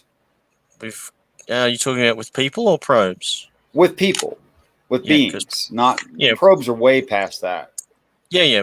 Voyager 1 and 2 have sent back information about the heliotrope, basically where the sun's magnetosphere, stellar output. Oh no, I don't think the magnetosphere gets out that far.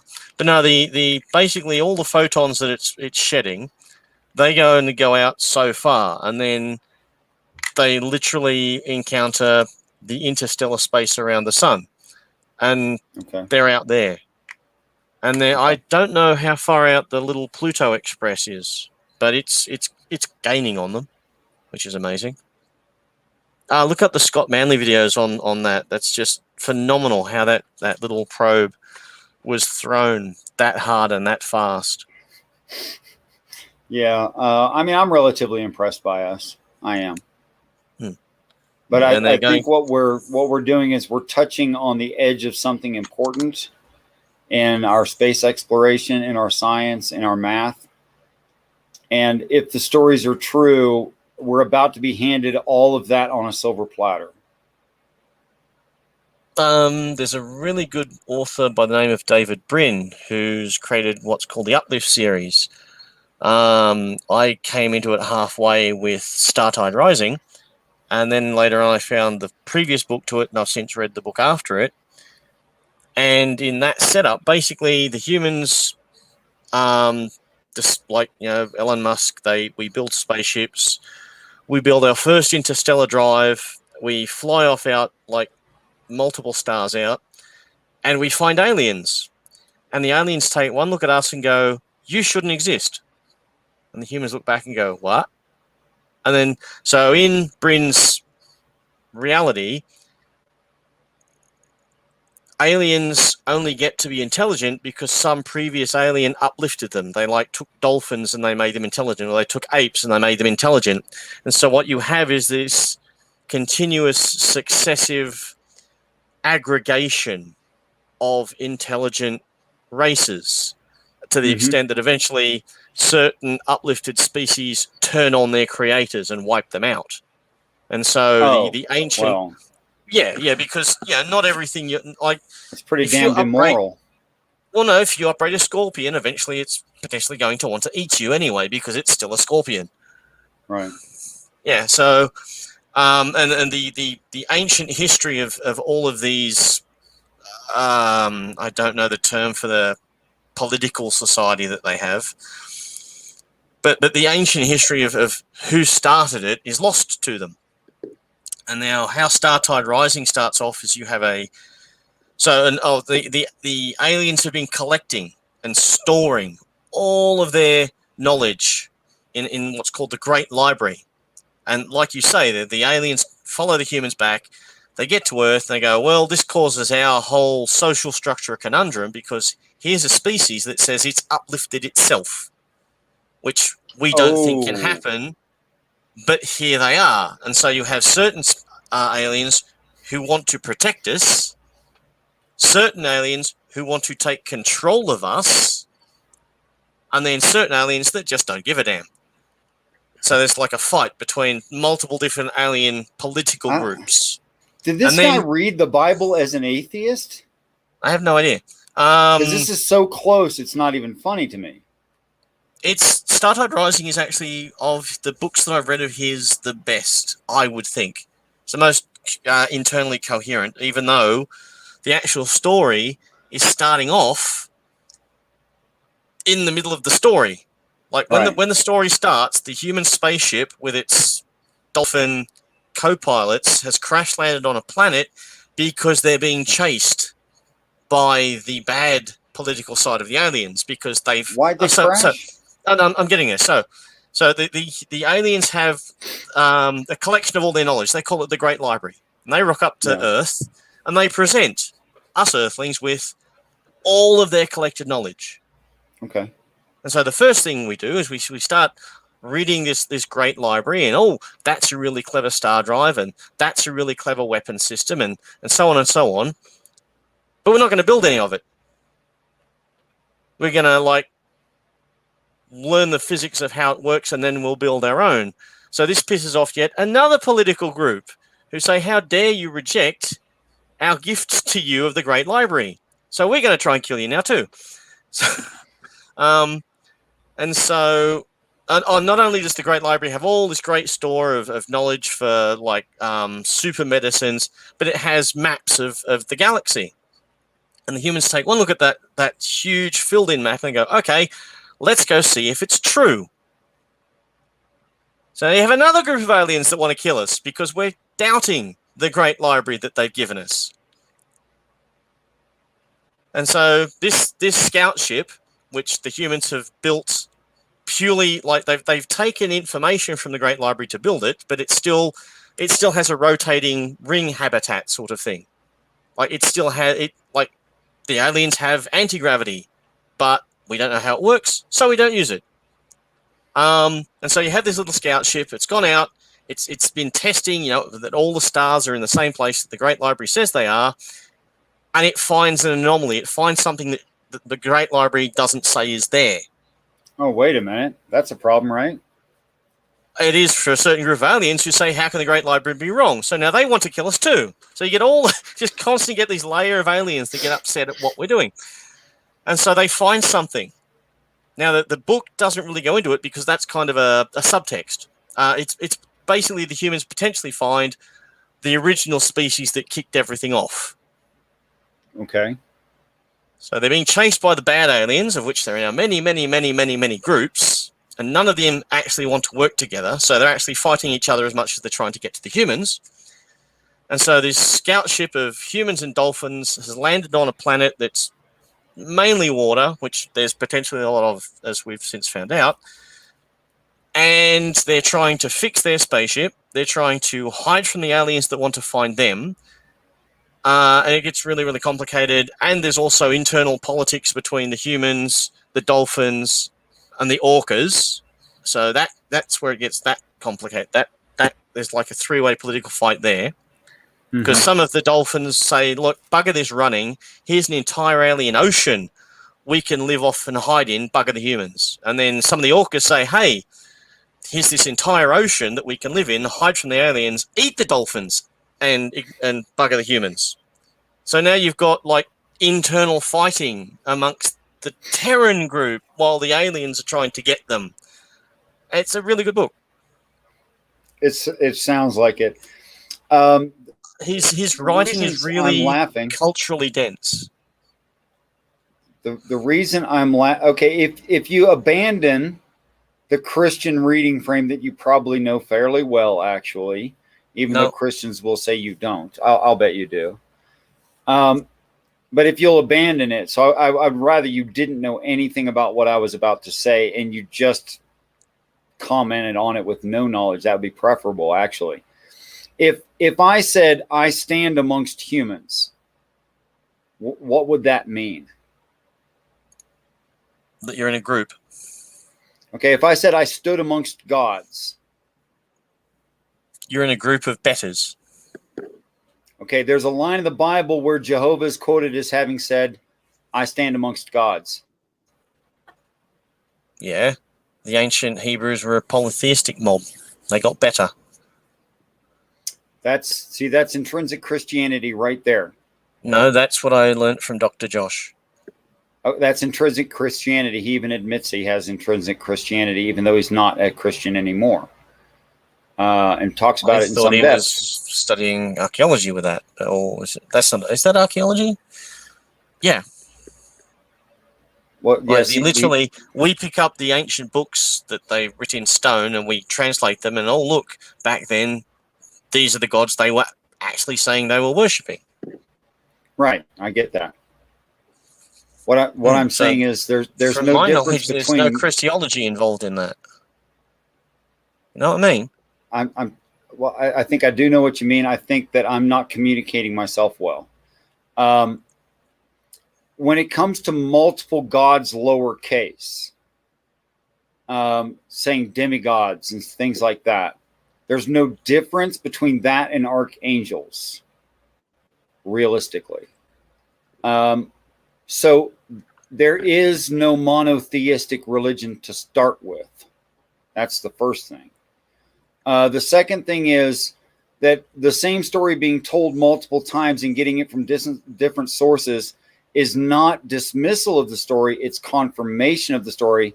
If I were talking about anything but religious pride, it would be only more confirmation. If they didn't say, I'm right and I'm better than you, then they just accept there's a lot of this story everywhere.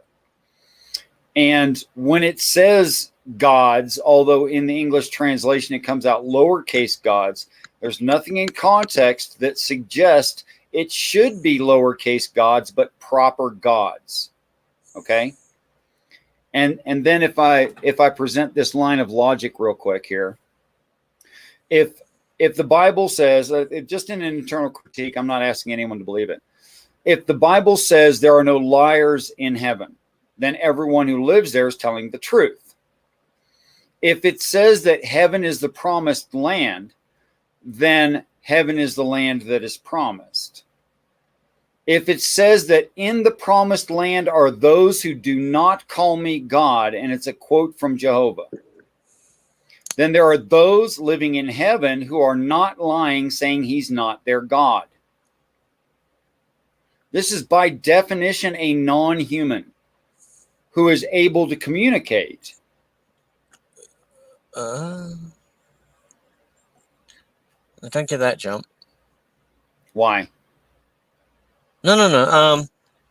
Just having other beings in the place that don't acknowledge Jehovah as God, and I assume you're putting a capital G on that, I am. doesn't then jump to the next bit in my head. Okay, what part of it didn't make sense? Or Not maybe I'm makes saying it sense. poorly. No, there was a jump. There was a jump there. That What's the jump? the multiple beings not? Okay, Did you say not acknowledging? okay, Or so saying Jehovah's what the not- Bible claims is that God is God of us, that Jehovah is God of us. Mhm. Okay. And then it says there's no liars in God's house. And then it says in God's house are those who say he's not God. Mhm. Why is it a jump to say they aren't his? Oh no, that's because that matches. Okay, if they're not his and they can speak and voice their opinions on things or speak truths about their situation, Well, they can't not if then the they rest then of they it have is to be heaven's bound. intelligent beings telling the truth that he's not their God, but that God claims all human beings. Yeah, that just potentially means they're not in any way human. They could be Right. something No, that's else. what I said. Oh, what I okay, said. cool. I must have said it poorly. I'm saying there's a definition of aliens in the Bible. Ah, so that's okay. So well, I just stick with something else. I wouldn't jump to alien. Well, what Oh. does alien mean? Sorry, my mind's still thinking Mars. Well, I don't know where aliens hail from, and there could have Well- been aliens on Mars at some point. I don't know that. Could have That's been none. why the rover with the little helicopter is trying to get to the flood pan to check that. Because we suspect there may have been life on Mars in some distant past. Yes, there could have been. That's where there's a very bad. It has some really interesting concepts. It's a I can't even remember who the director was, but he's reasonably famous for his shock and horror.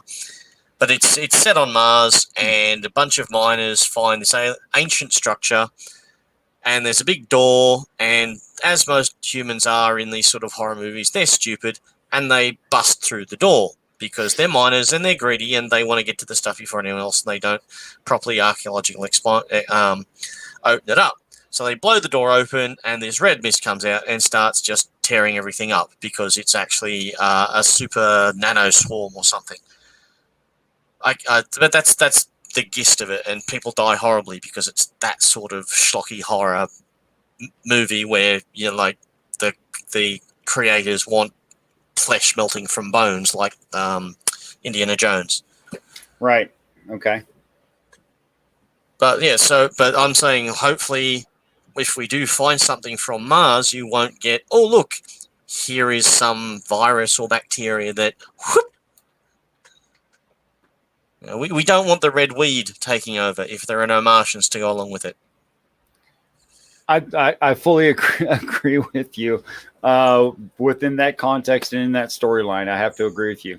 Iron Charioteer wrote, me is the singular form of Elohim, the Muslim god Allah. In the sentence, Muslim god Allah, the word God and Allah mean exactly the same thing. Okay? It's just a different language for precisely the same idea. Now, practitioners' claims aside, the Abrahamic description of God is a set of ideals having no personage, no physicality, but those physical beings that value and worship that set of ideals act on reality and why they are, quote unquote, the hand of God. In the case of Islam, this would be Muhammad acting on reality. He's the hand of God. Okay. The word Elohim means sometimes evil and sometimes good group of powerful beings. If you look up the etymology and all the implications of what the word Elohim actually means, and this brings me back around circle to what Peebo Thulu was saying, and evolution and our relationship to other animals on this planet. And I'd like to talk about why the Bible demands that that is the actual case, despite what Christians say. That we are a result of a genetic manipulation to existent slave animals. The predecessors of mankind, human beings, are exactly what you think they are, what we might call cavemen or proto-human or Homo erectus, these kinds of terms. That the Bible talks about that, which is why a female gestational mother giving birth, the male in the family freaks out when the infant is born and runs out of the room. This is the story of Moses. And then she does something that is provably stupid when there's predator animals around, puts a baby in a wicker basket, waterproof, after having waterproofed the basket, and sends it downriver. Who does that? You'd have to be desperate and stupid. Like, is that all you could come up with? So the gestational mother does this, but of the ruling class people, Pharaoh meaning one who divides or separates, and in the land of Egypt or limitation, he is the dividing limiter, literally what the words mean, and that the slave class are very different from the ruling class, which is why they use Hebrew people and literally black people to make the comparison, Egyptian black people to make that comparison, to say, okay, this is something really different from where you come from. So the reason that they had a birth cycle that got to 3 years old that were all males and killed them off is because they were undesirable slaves. Well, what could possibly make a slave undesirable? That it's too physically able? No, that doesn't make any sense. That it's physically incapable. Well, that would make sense, but nothing about the story suggests they're like physically weak or something like that. But no, they wait till they get to about 3 years old. Now, in my observations, you may disagree with me. By the time a child gets to 3, and we use this in actual psychology and in schools and future prep for schools, by the time a person, a human being, is 3 years old, you can tell how smart they are. You can tell where they are in their cycle. And you could tell about where they're going to end up. So that would be the minimum age that you could fairly judge an animal that turns red in the face. That is, it can blush. The meaning of the word Adam. That this animal is anomalous because it blushes. Now, when we look at proto-humans of all kinds, they seem to have been much simpler than we were from what we can collect in archaeology. I disagree with that. Why do you say you disagree? I'd love to hear why.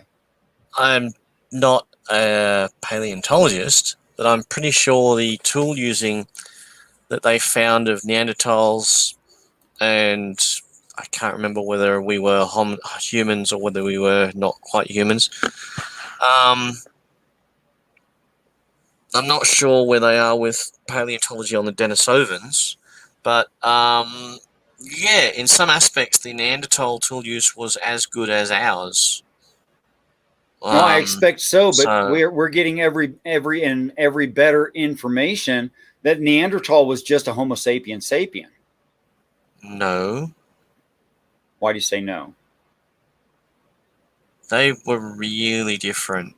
Like, there's been some really good, like, their eyeballs were bigger than ours by a good percentage for a start. Like, they were not there. So, and this is where, again, being a layman, just going off YouTube vids, which is YouTube University, but It's not completely so there is wrong. evidence. There is evidence that there's the ability to genetic compatibility between Neanderthals and black people or Homo sapiens sapiens. That's not quite the same thing. But no, Neanderthals and humans quite possibly could produce viable offspring. Don't know what you'd call them, other than Humans. people. No, that's like I can't think of another two species that do that. Can you tell me what? Technically, horses and donkeys produce mules. Mules are sterile. I'm not sure. Not how always, compatible. mostly. Yeah, but so if you had a horse and a donkey that produced a mule that was itself fertile, and those that happens. offspring, and if those offsprings continued on, then you'd get a third species. If there was enough of them, and they then became separate, so they didn't get subsumed back into the gene pool of the previous two species.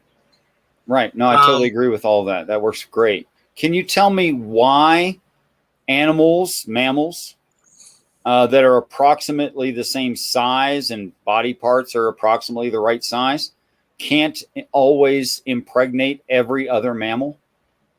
Because the genes don't match up. It's like we have, I think it's one less chromosome than the great apes, which is why they find the fusion on, I think it's chromosome 2. That's where the fusion happened. So if a human and an ape through "Does mein Führer, we can make this work," wanted to do that, it wouldn't be viable because the chromosomes don't match up. You've got 20, we've got 26, and they've got 28 or something. I'm not saying the thing would be equivalent to you. What I'm asking is why can't it become pregnant? Because the genes don't work. It's not why. It is why. It's if you get a male Wrigley and a little Eggy Weggy and you put them together, the genes will not line up. Because in the eggs were half. None of the genes will line up. No, I didn't say none, but you won't, like, not in, like, because the numbers are so potentially different, by 2, you'll, like, the whole system's just going to, like, they'll come together, they'll mix, and then it's just going to go ploying. I think it's by 1. Not a biologist. But anyway. Not a biologist, but I'm pretty sure it's going to go ploying. It's just I looked into this a little bit. Now, I'm not saying that what you're saying is completely invalid. I don't think it is. Okay. But if we're that similar, less than 10% different from a bonobo or a chimpanzee, it's not because then obviously 90% of it would try to mate. 90% of the chromosomes are almost identical. That's where like YouTube University is. Like, I think it's a lot more complicated than that. But there's an entire between ape and human. Yeah, there's an entire chromosome we don't have.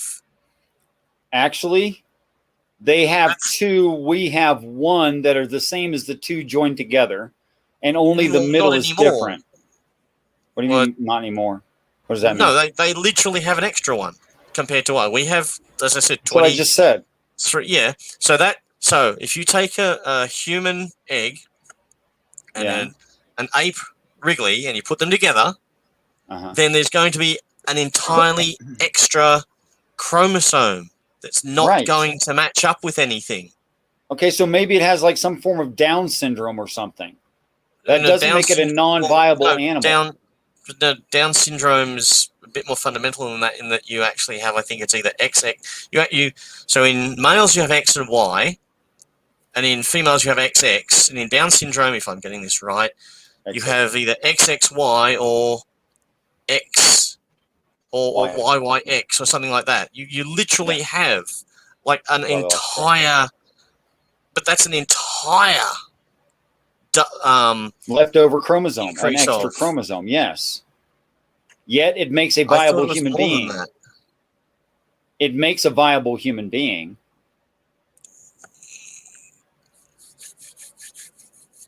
I plead the fifth on that statement. What? It creates an organism that is functional, yes. Yeah. We don't give them full rights because of various issues. I didn't say they're I'm average trying to in be- function. I said they're viable. They don't die. Okay. The fertilization happens. A ovum becomes a fetus with fertilization, and a baby is born. It lives. Yeah, but that's That is what we were Um, saying, right?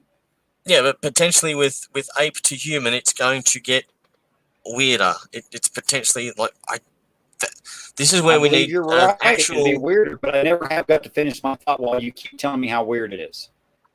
No, I'm not a biologist. I think not that either. if you tried to But put do them you together, understand that pregnancy is an 11-step cascade process with a double lock system involving enzymes so that pregnancies can't happen between species? And that's why it's called a species, is because it can't impregnate the other one. It's not how I've heard it. But Okay, so basically there's a they drift apart such that when they because you What have drifted you have ring apart? species of birds. What drifted Well, that's apart, what I'm saying. though? The way the so you have there's a I can't remember whether it's a duck or some other waterfowl. But so the species you find them from. Does anyone here not know what a ring species is? Raise your hand. Put a 1 in the chat if you don't know what ring species means, so Peebo can move on. Oh, cool. Yeah, but at the joining point of the ring species, they can't mate. And sometimes can, depending on which ring species you're talking about. But I get you. I follow. Yeah, but all around the ring, they can interbreed. Gotcha. But Now, by the time you what's get from one changed? end of the ring,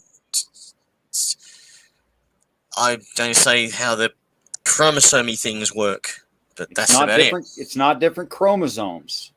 That's not what changed. I mean, if you're talking about, say, lizards, they are lizards. They're the same lizard with minor epigenetic differences. What changed that they can't get the other one pregnant? it. No, An this is where I enzyme, literally an don't know. enzyme that's on the outside of the egg or in a sac on the front of the sperm that doesn't dissolve the other sac that is either on the front of the sperm or around the egg. That's what changed. Other than that, it would get it pregnant. It would fertilize an egg. Okay, sounds weird. And that's the main thing that stops us from fertilizing other things. That's it. It's not whether or not, because matching genetics, it would pair up and it would create something. Fertilization would happen. Viable ovum, a viable fetus, maybe not, but fertilization would happen.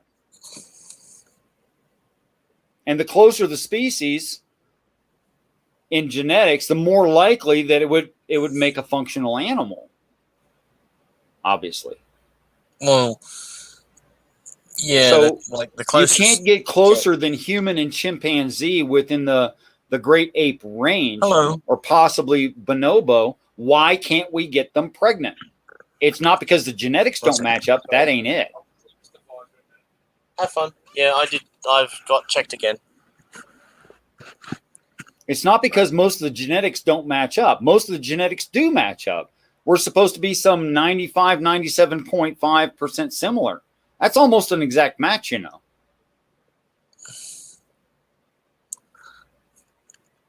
I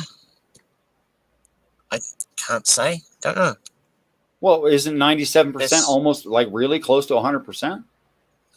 Depends on the system you're talking about. I was talking about protein coding Yeah, systems within the genetic I material. don't know, but like, I can't even think of an analogy. benzene is really close to petrol, and it'll give you more oomph chemically, and it'll give you a lot more oomph in your petrol engine. I actually think it'll still work in diesel too, but it's got other side effects. I don't know. Not biologist, blue-collar worker. I think there's... That's okay. I'm a heavy equipment operator. But I did look into this, and it's not without value. Look, I value your intellect way over your job skill set.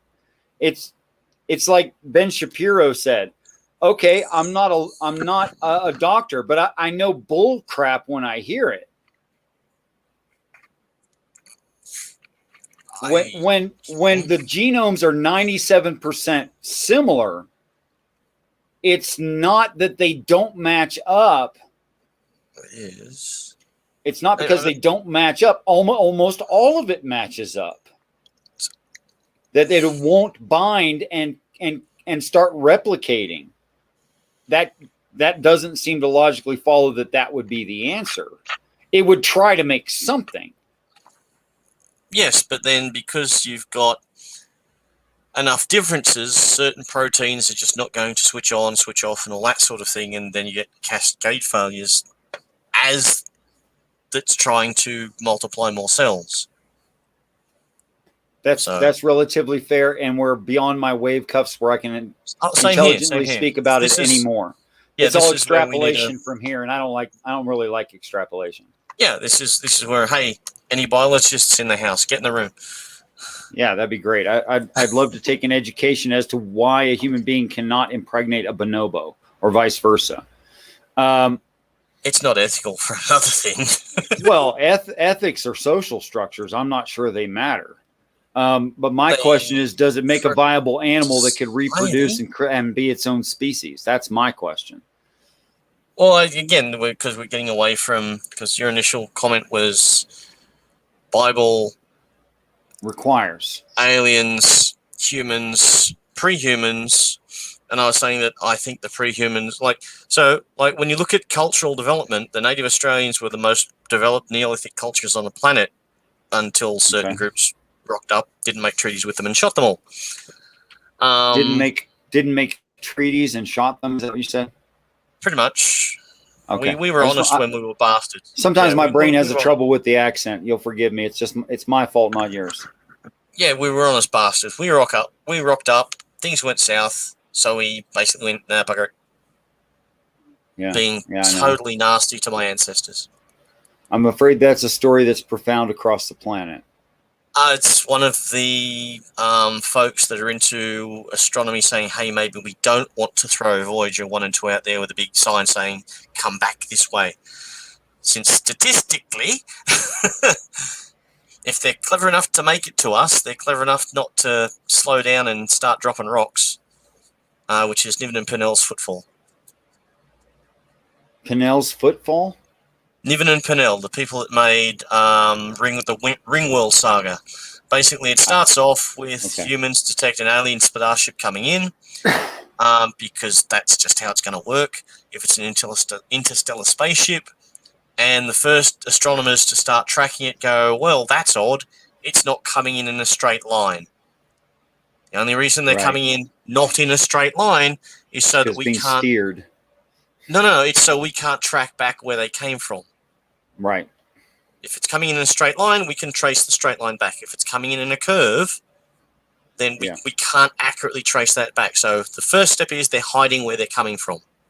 Right. So that has people kind of, oh, that may not be good. So a percentage of people go, well, they're aliens. They must be friendly. They're coming all this way to see us, which kind of gets damped on when they stop at the asteroid belt. Oh, sorry. They come in. They literally use the gravity well of the sun to slow down, which is, basically gravity braking, just the sun. And when they come back around this side, there's like only half the spaceship there that they saw coming in from interstellar space. Where'd the rest of it go? That's what the humans asked themselves. And they it's on the other side of the sun, obviously. No, because There was no breaking flare. There was no breaking flare. For every reaction, equal and opposite reaction. For the ship to slow down, effectively, it's got to turn its engines on, pointing in the direction that it's traveling to slow down. It didn't do that. You said, according to the story, they used the gravity pull of the sun to stop. No, to slow down. When they came back around our side, there's only half the ship. So when they do a spectral analysis on the sun, they find there was a small blip of increased amount of elements. They dropped half their ship into the sun, which has more people going, wow, that's really odd. And then instead of coming straight to Earth, they go back out to the asteroid belt. Spend 6 months at the asteroid belt, and then they come back. Where they say, bow down to us, or we're going to drop a rock on you. To which the humans go, bugger off, and they drop a rock on us. So the whole setup is that we know they're coming to invade because of the track they came in on, that they dropped their interstellar engine into the sun so we couldn't steal it. Mm-hmm. Do you know what I mean? That's just, yeah. And it's all about how primitive humans beat the alien overlords in a realistic telling. It's like any good storyteller does to make a really good story, like The Martian. The guy that wrote The Martian did an awful lot of research into how the actual physics of everything actually worked and how everything was going to line up. So he actually had his endpoint before actually stranded the guy on Mars, of how the guy was going to get off Mars, sort of thing. Is this your way of telling me how stupid the Bible sounds? No. Okay. I don't get to the Bible. I stop it. No, I stop at deities. That sounds stupid enough as it is. I don't need to go to any deity? Books. Any deity. Well, what's the definition of a deity? I can't say how I know how you're using that. Any supernatural being of that's retarded. High power. No, it's just you can stop at supernatural. There's no such thing. Well, yeah, that's why I'm looking for a better term for myself than non-theist, because I think that's not good enough. What about the Bible claims that a set of ideals is supernatural, or that physical beings are supernatural? Well, no, it depends on what is in the story that claims that. The attributes of the God that they, the omnipotence, the omniscience, and the other. That's not in the Bible anywhere. Anyway, it's what's ascribed to the classic reading of. I don't care about the classic reading. It's literally not in the story. But yeah, basically the ultimate figure in the Bible.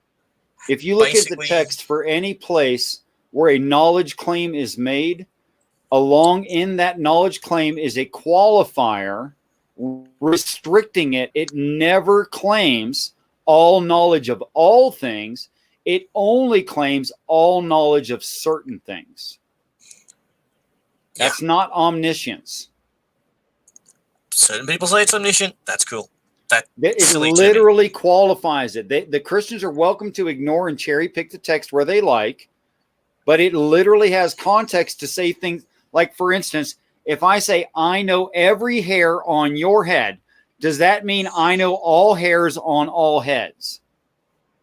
Depending on how general you're being, like. It's singular masculine one you, not a group you. Yeah, but it's not written that way. It's written. No, it is written that way. No, that's not the context of the language, though. That's not the context we've been taught. Yeah, that's how. Yes, I've read many sentences where that's made. Many instruction manuals. They had a word for they, them, us. Yes, but you don't necessarily write sentences in that fashion. The original word's you, singular male plural. I'm sorry, singular male definitive. Yes, but I've read many sentences speaking to the reader. Who's the reader? In the person reading the book. Anyone who picks up the book is the intended reader? Yes, that's most instruction manuals. That's pretty much how they're written, because they know. What's an instruction? What makes something an instruction manual? how to operate a Bobcat is an instruction manual. How to turn What your makes it VCR on. What makes it an instruction manual. manual? What makes it an instruction You're manual? asking for the definition of instruction manual. By your own definition, please. VCR, how to turn on your VCR or your microwave. This is what the buttons do on your microwave. Okay. There are What people good is it who going to do have a if I have professional a VCR instruction manual, operations manual, written in English, and I hand it to someone who only reads French? What? No. What, language in the would it make instruction sense to manual- do that? The language in the instruction manual is written, generally the sentences, in such a way that they know that multiple people are going to read it, but they Mhm. still use singular terminology. The further back you go, That's because the one older person will manuals be on that. performing it. Yes, but Right. thousands of people will be reading that Be book reading. potentially. I get that. I get that. Right. Okay. So they're still using Now, singular language, even though Would thousands it, of people would are it reading the make book. sense? Would it make sense at all to write an instruction manual to someone who could not read it, or to someone who could not perform the described functions? Would that make sense? I don't understand the question. Okay. Let's say I wrote a trigonometry instruction manual at a first grade level. Do I actually expect a first grader to understand trigonometry? If you can manage to do it at a first grade level, then yes. I don't By think that's your going to be definitions. possible. They don't have any background in math yet. They literally can't do it. But your definition just said you're writing it for them. It doesn't matter how well I write it. With no background in math, at being basically an infant, they're not going to. Do you understand in principle what I'm saying? No, that's The instruction manual isn't just a set of instructions. Someone has to follow it. Will you agree with that? Yes. Can you tell me what Christian in the history of the planet actually followed all of the Bible? Or Jew, whatever. See the Bible as an instruction manual, though. That's the problem. I think it is an instruction manual, except for the general demands and general promises. It's definitely an instruction manual. No, I think it's. Then why did you been refer used to as it that way? I didn't start this. You did. Why did you refer to it as an instruction manual if you believe it's not? Did I refer to the Bible as an instruction manual? Want me to rewind the tape? I don't know. I never read VCR instructions. I'm so lost. There are promises and demands, rewards, repercussions, how to handle tactical situations contained in the Bible. Some of it's highly technical, like 613 laws, for instance. Very technical. No Jew has ever done it. No Christian has ever done it. And if you ask them if they are going to sometime soon, they're going to say, no, I can't. Which means they think their God is an idiot who wrote an instruction manual for someone who can't do it. Or they're not the intended reader. I like to credit God with being at least smart enough to write a manual for somebody who can do it. But there's only one that does it. It's the hero of the story, which makes the instruction manual for the hero of the story. Uh-huh. Because everything else is nonsensical. Can't be true.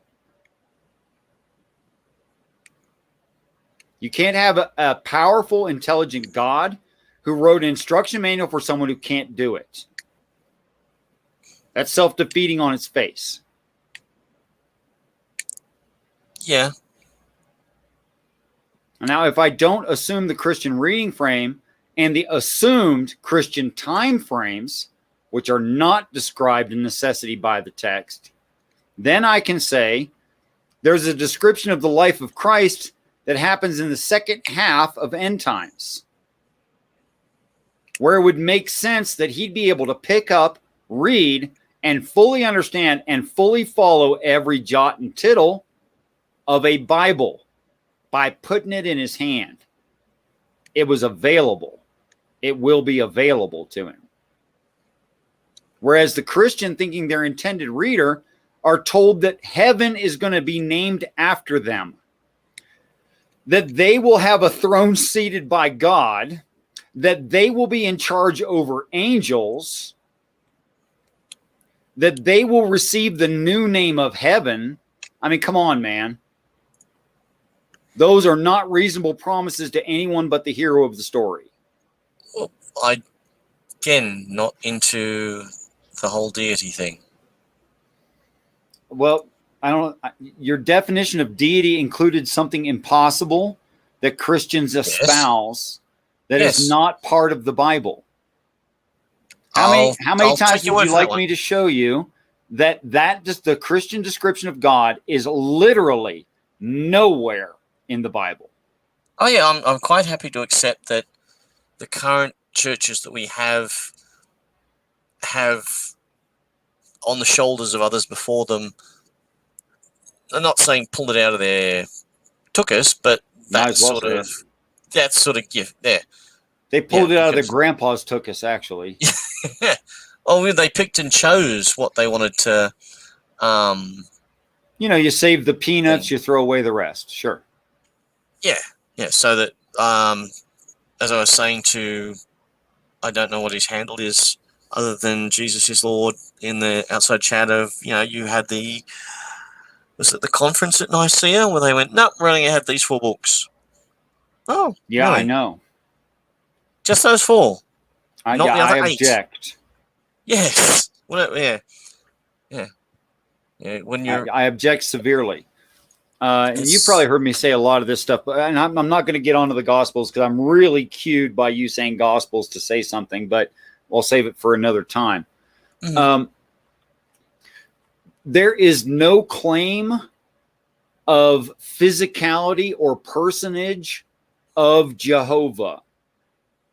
Every time it claims personage or physicality or individuality, it uses the word Elohim, which means group of powerful beings, and specifically cannot mean Jehovah.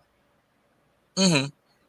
But does that mean that the people that were writing at the time, who potentially were still polytheistic, were being influenced by people like the Greeks, who had their great soap operas? What do you mean influenced by? It's the same story every time. It's not influenced by. Look. If something were a god, it would be above prejudice. Does that make sense? Yeah. I mean, I wouldn't call something prejudice well, actually, a god. No, because the classic Greek gods were not above prejudice. That was the whole point about them. They were humans writ large. I don't know. We're going to have to get into the background story of which god you're talking about. There's nothing in the Bible. Let me be specific. There's nothing in the Bible about Jehovah saying he's prejudiced. Oh, okay, cool. Okay. Christians, when they say Jehovah spoke to the Jews, are putting their personal prejudice onto Jehovah. Because we're tribal. We tend to do that. That's okay. True. The fact that we have studies in comparative religion talks about where we have bridged over social structures and seen the similarities in these stories. Similarities in the stories do not defeat the story. It does not talk about where the story comes from, but instead it talks about the lack of prejudice in Jehovah. He told everyone the story. They accepted it at the time. I'm not speaking to how much it got changed and by whom and when and why and where. I don't care. But was told the story, which is why these overlaps exist. That doesn't match up with the archaeology. It perfectly matches everything you just said without prejudice. You want to include Christian prejudice in your statement. That's not fair.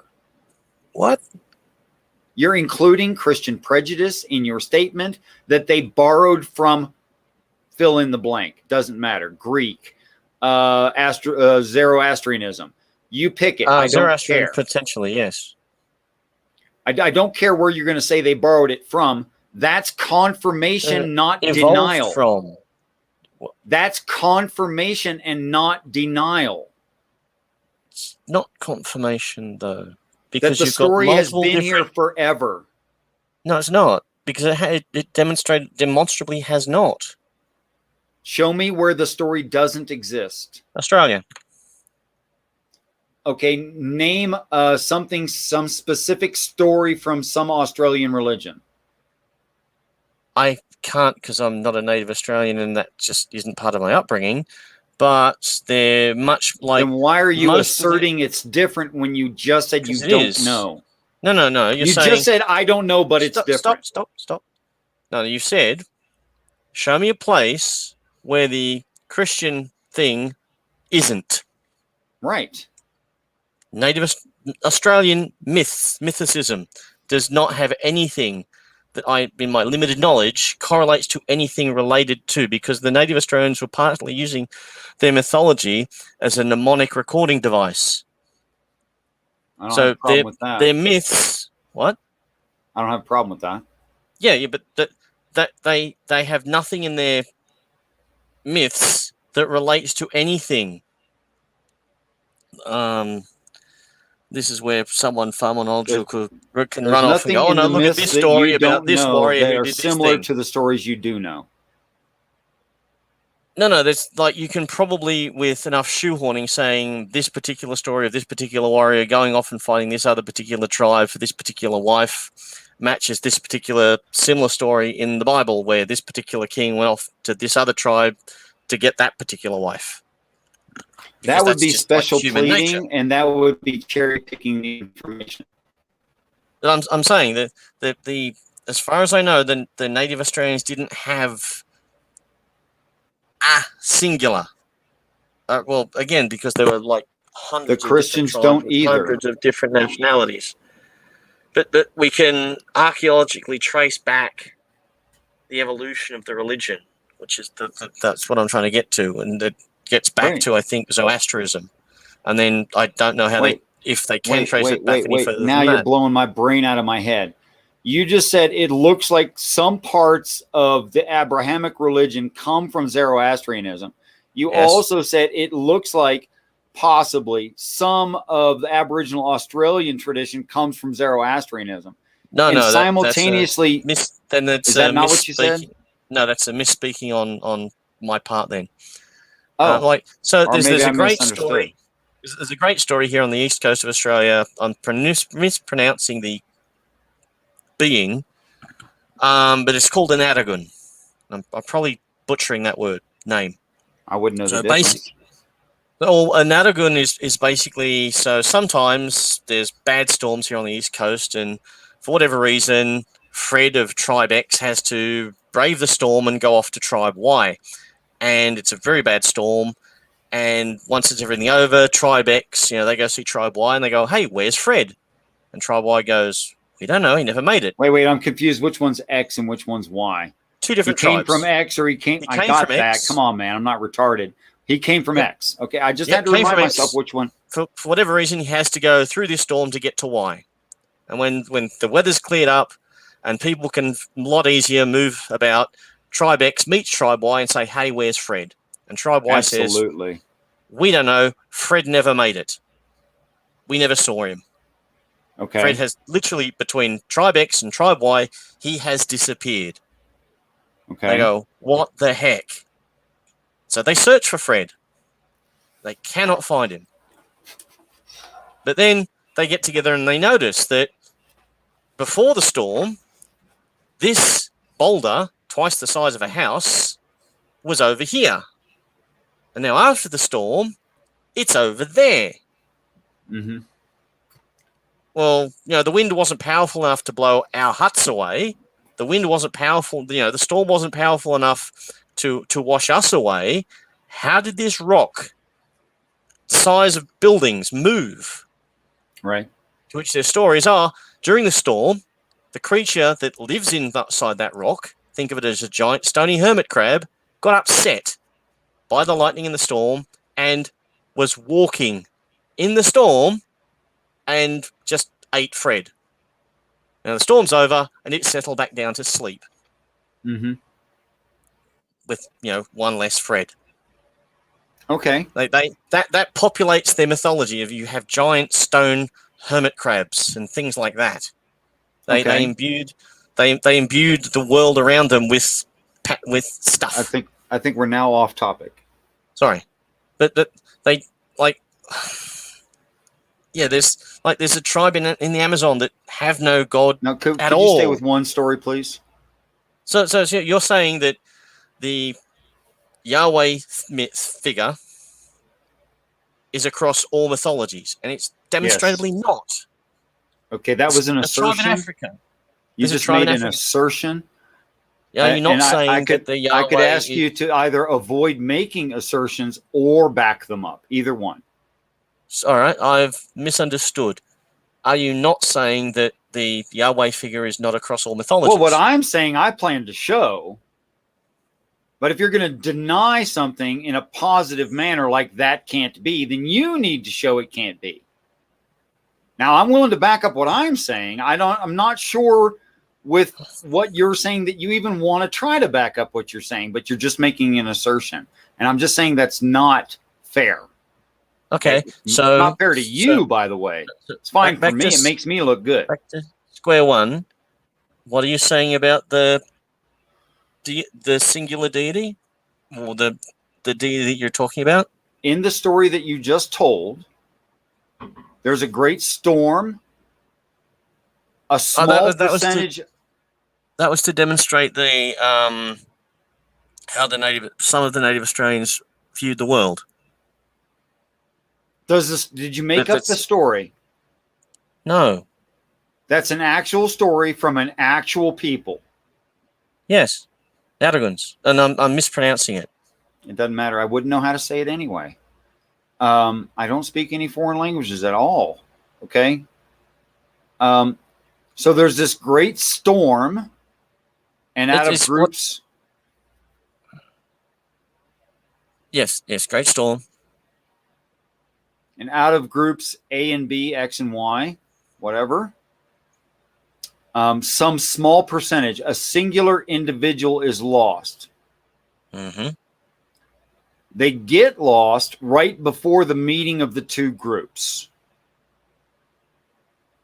They're overcome by this immense, unstoppable, you can't do anything about it, large beast thing.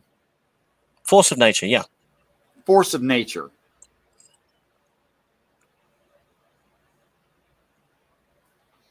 What do hermit crabs look like? Crabs that pick up anything they can to use as shells. What kind of shell do they shelter in because of the length and anything size they of their can tail? get. Not just anything. Literally. No. And I've seen pictures of them with all sorts of weird things, like trash. They don't prefer trash.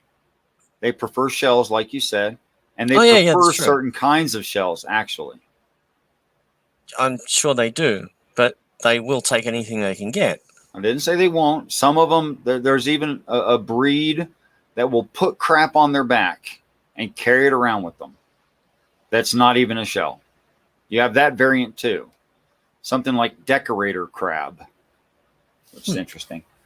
Anyway, sorry. So this act of nature, this unstoppable, big as a house thing, consumes, eats, kills, destroys a small percentage of the total, Fred. And let me see if I get this straight. The group he comes from are stable, and the other group are the travelers. What? Is that right? The other group that he didn't start as part of are the traveling group. No, like the native Australians constantly moved around their respective territories. I didn't ask you that. No, I said in the story, the one dude who dies via giant crab he's for whatever reason going from Group A to Group B. That's it. Okay, so he's going from Group A. Was Group A the one traveling, or was Group B the one traveling? Because I expect that in the story, Group A was not a traveling group. Neither Group group B were traveling. came to them. How'd they meet? No. The traveling is irrelevant, effectively. Was it part of the story that they met? Yes, that's after the Was storm. it part of the story they were separated before the storm? Is that part of the story? One of them had to move. Which one? Well, given their nature, both could be moving around their territory all the time. So you don't know. Yeah, both could be moving all the time. The native I didn't Australians, ask you what's logically possible. I asked you what's in the story. Which one moved? Neither of them. So they were separated and met without moving. I'm done. This is not a story. You don't know this story. You don't know this story.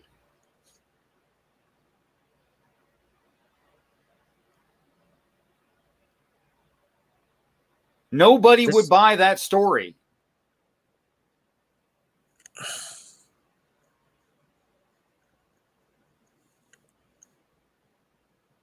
Antivase. There's because you're saying that there's an overarching mythology, and I don't see it. Can I tell you that same story, or what story I expect it is from the Bible? I'm sure there'll be potentially a match. No, there's a huge overview of that throughout the Bible. Huge. I mean, it's really overarching.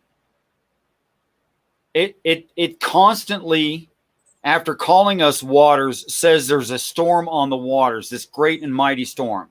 And only Jesus can calm the storm. But before the storm becomes calm, some die. It's a small percentage. It's called a mingling, is the word used in the recollection of the quaking of the earth.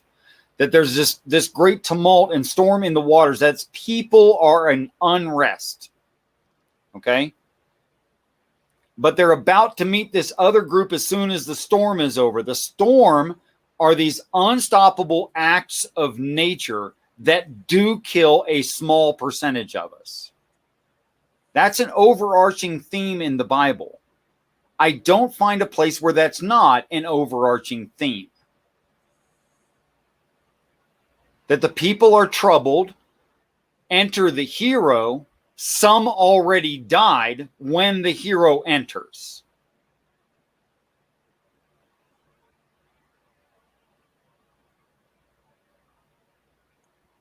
Mm-hmm. The ones who die are not the hero, ever. Because then the hero would be dead. Wouldn't do his job. But one of the groups has to travel.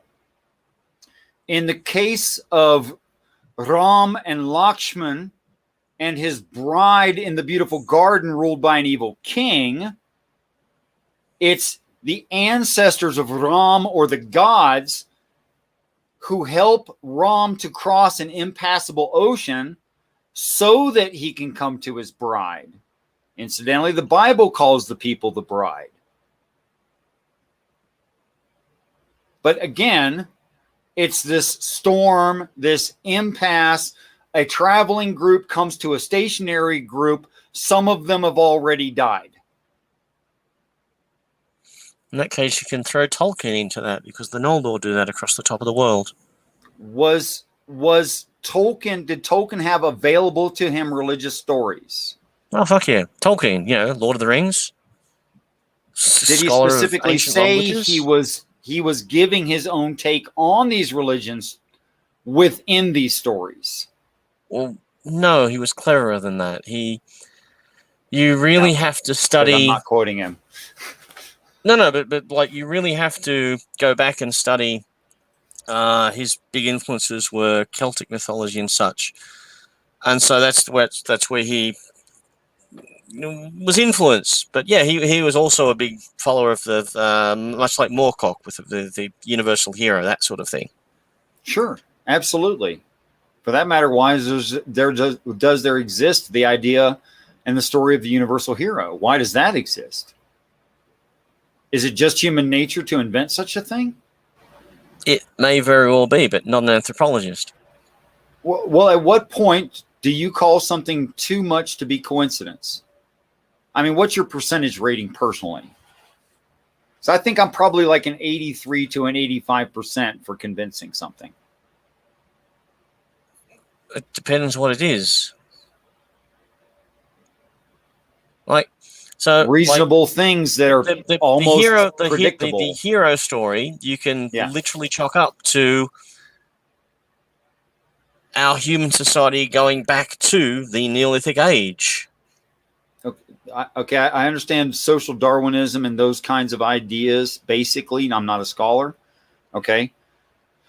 And I think you can say human psyche, human nature to some extent. What I'm asking you is at what extent is there too much overlap and it can't just be human nature? That's what I'm asking you. Well, I don't see. No amount of overlap would convince you it's not human nature.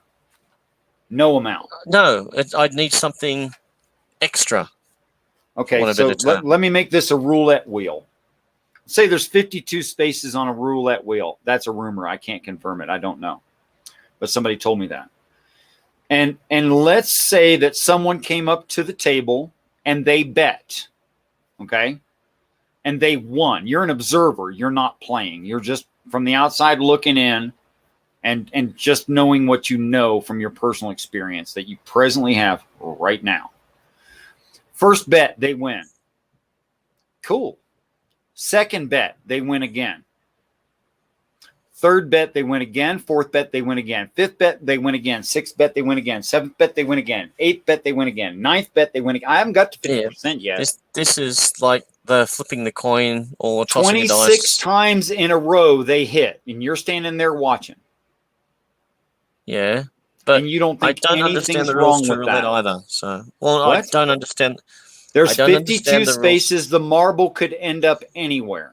Yeah, but in any of the 52 spaces. Every roll is a 1 in 52 chance. No, because there's also red and black. 2 rolls in a. I'm making this simple. Let's make them all white. Okay. Okay, so I'm not trying to complicate the math. It's just the numbers. I don't care about black and white. Okay. There's a 1 in 52 chance. Second roll is a 2 in a 1 in 52. Third win is a 3 in a 2 in a 1 in 50. You know how this works. Do a simpler analogy with the coin toss. Yes. Okay. At what point are you going to say that was too many in a row? I'm asking you a personal question. How many times would a person have to win at a roulette table under those conditions before you say something's wrong? How many? I'd say 5 in. But 5 in. Okay, so if I gave you 52 aspects no that are universal hold on. If I gave you 52 aspects and you accepted that 25% of them were the same story. What? No, this analogy is breaking down for me. You're being dishonest then. You're being dishonest with yourself. They're saying that I let you set this. I completely let you set the standard. I didn't even influence the standard at all. No, there's a difference in how you're, for want of a better term, and I'm terrible at maths, looking at the way the probabilities work. It's like, so the odds of me being where I am today I mean, unrelated places and religions that you personally consider to be unrelated. They're not borrowing from the other religions. Independent religions, which you've claimed tonight there's at least one of. Oh, there's a tribe with no religion in the Amazon. But are you from there? What? Are you from there? Are you from that tribe? What's that got to do with this? Are you from that Amazonian tribe? No. Are the people who made that assertion from that Amazonian tribe? The person that's related the story and he's written his book, yes, he is. He is from that tribe. Well, he is now, but he went there to convert them, and he ended up becoming an atheist, and he's come out and he's written his book about it. And now he's actually done his best to go back and make sure that their patch of the Amazon doesn't get bulldozed. That's nice. I'm a humanitarian. I agree with him on that. Yeah. I mean, that's the only reason I know about the story is because this one went to missionary convert them went to in. What? I think he was a Southern Baptist. Okay, so some form of Christianity. Yes. Okay, so when he described his ideas about God, they said, we don't believe any crap like that. No, they don't have it. They literally do not have it. Their language doesn't have it. Their whole frame-making concepts don't have it. I can't. So you really have to go find the book. No concept of grandfather either. I don't know about how they look at their history either. It's how about really, great grandfather? Do they have that concept? Australians, well, the native Australians don't have that either. They're not. They actually try and forget the dead. We're changing the topic. We're changing the topic now. We're talking about two different tribes. I can't answer your question about how they view their past because I don't know. Did you read this man's book? No. There's many books I haven't read. Again, I haven't either, YouTube but University. Could we refer to things you do know?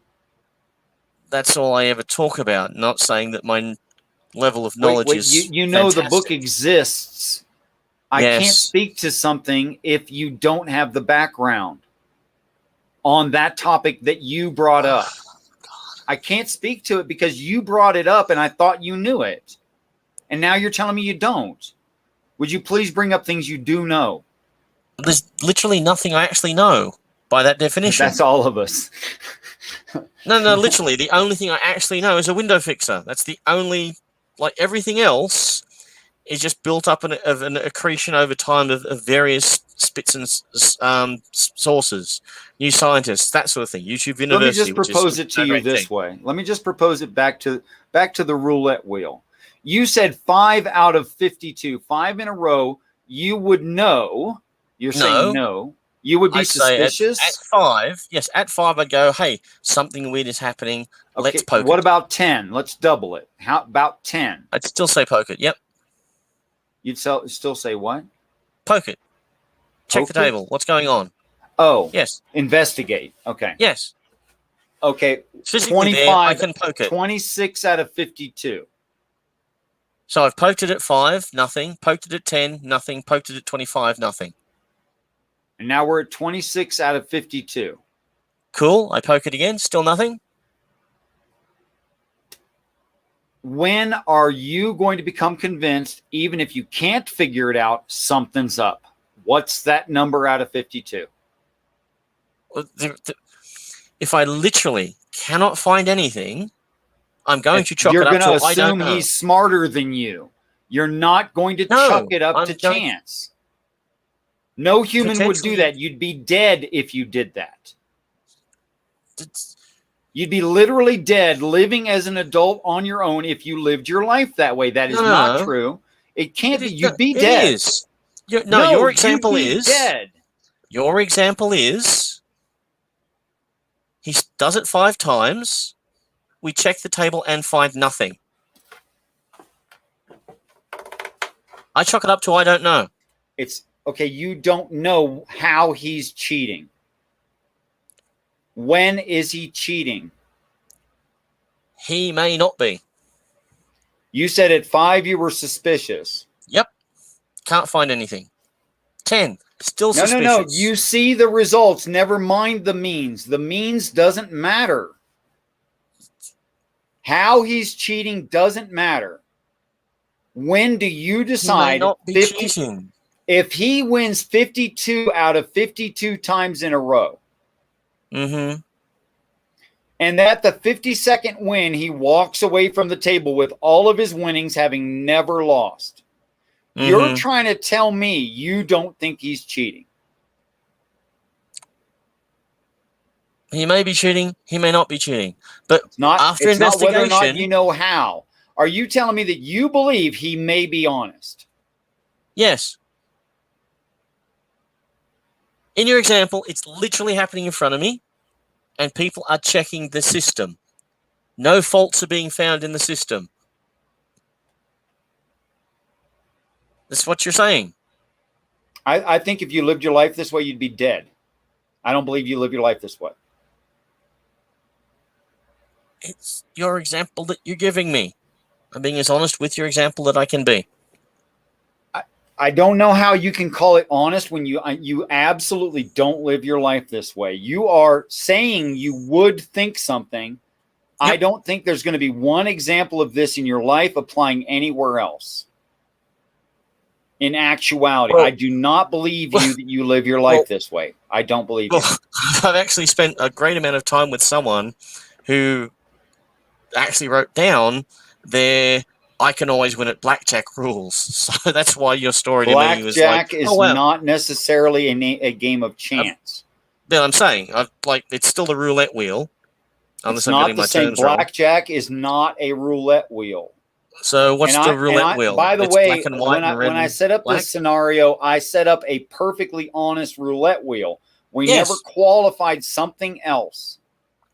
Yeah, No yeah, so- weights, no magnets, no Yeah, yeah, electro, cool. blah, That's- blah, blah. Yeah, A roulette at 5, wheel. Yeah, at 5 we check, it's all balanced. Cool. Yeah. So my question is, and you Statistics- haven't answered me, Statistics at don't what point are work. you personally going to feel, never mind knowledge, for knowledge you have to prove how he's cheating. At He what may not be point are cheating. you are I'm lying. quite- You got to be pulling my leg, man.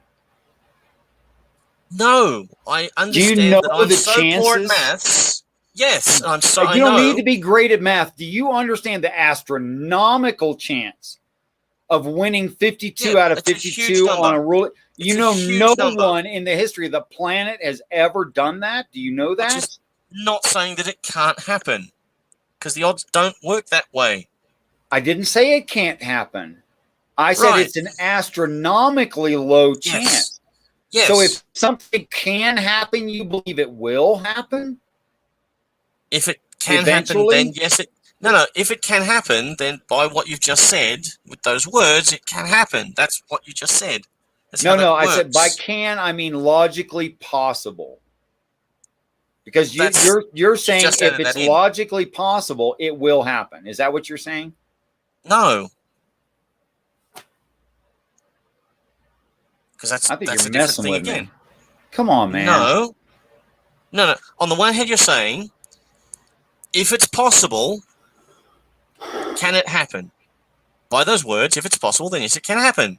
It's like the lass who's That's- now, I think That's she's... not. That was not the spirit of 82. what I said. I think you know that's not the spirit of what I said. No. I'm taking your words as literally as face value as I I'll can. be okay. Fine. I'll be more careful. Yeah. Just because something is possible in reality Yeah. doesn't mean that we as human beings accept that we're going to witness it. If we witness Yeah. something like that, or even Which we close do. to that kind of astronomically low chance likelihood of happening, Which we are have. suspicious at less than, you said, less than 10%. I'm willing Yes. to go with that. That's fine.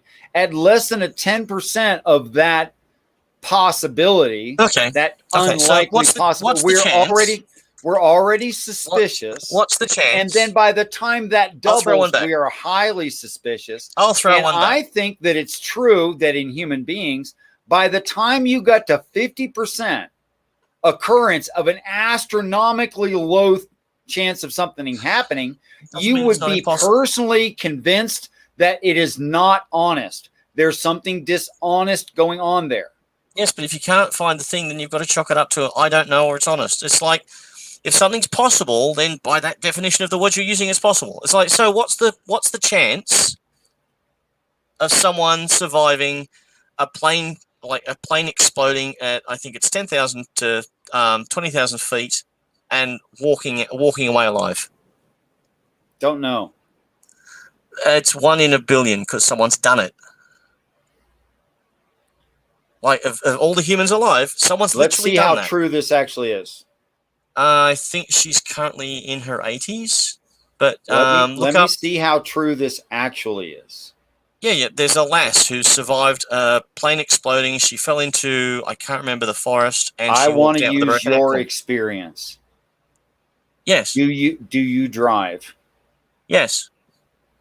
Do you I've drive written off on 2 cars. Do you drive on paved streets where other humans are? Yes. Have you ever sped? Yes. What would you say the approximate chance of being caught by a police officer because you sped is? Nowadays or 20 years ago? Don't care. Pick something. Technology has changed. Nowadays, Whatever. Pick something. No, it's changed. So nowadays, with all the cameras and that sort of thing, has gone up significantly. So there's a very good chance, I'm terrible with maths, of being picked up as speeding, which is why I don't speed anymore.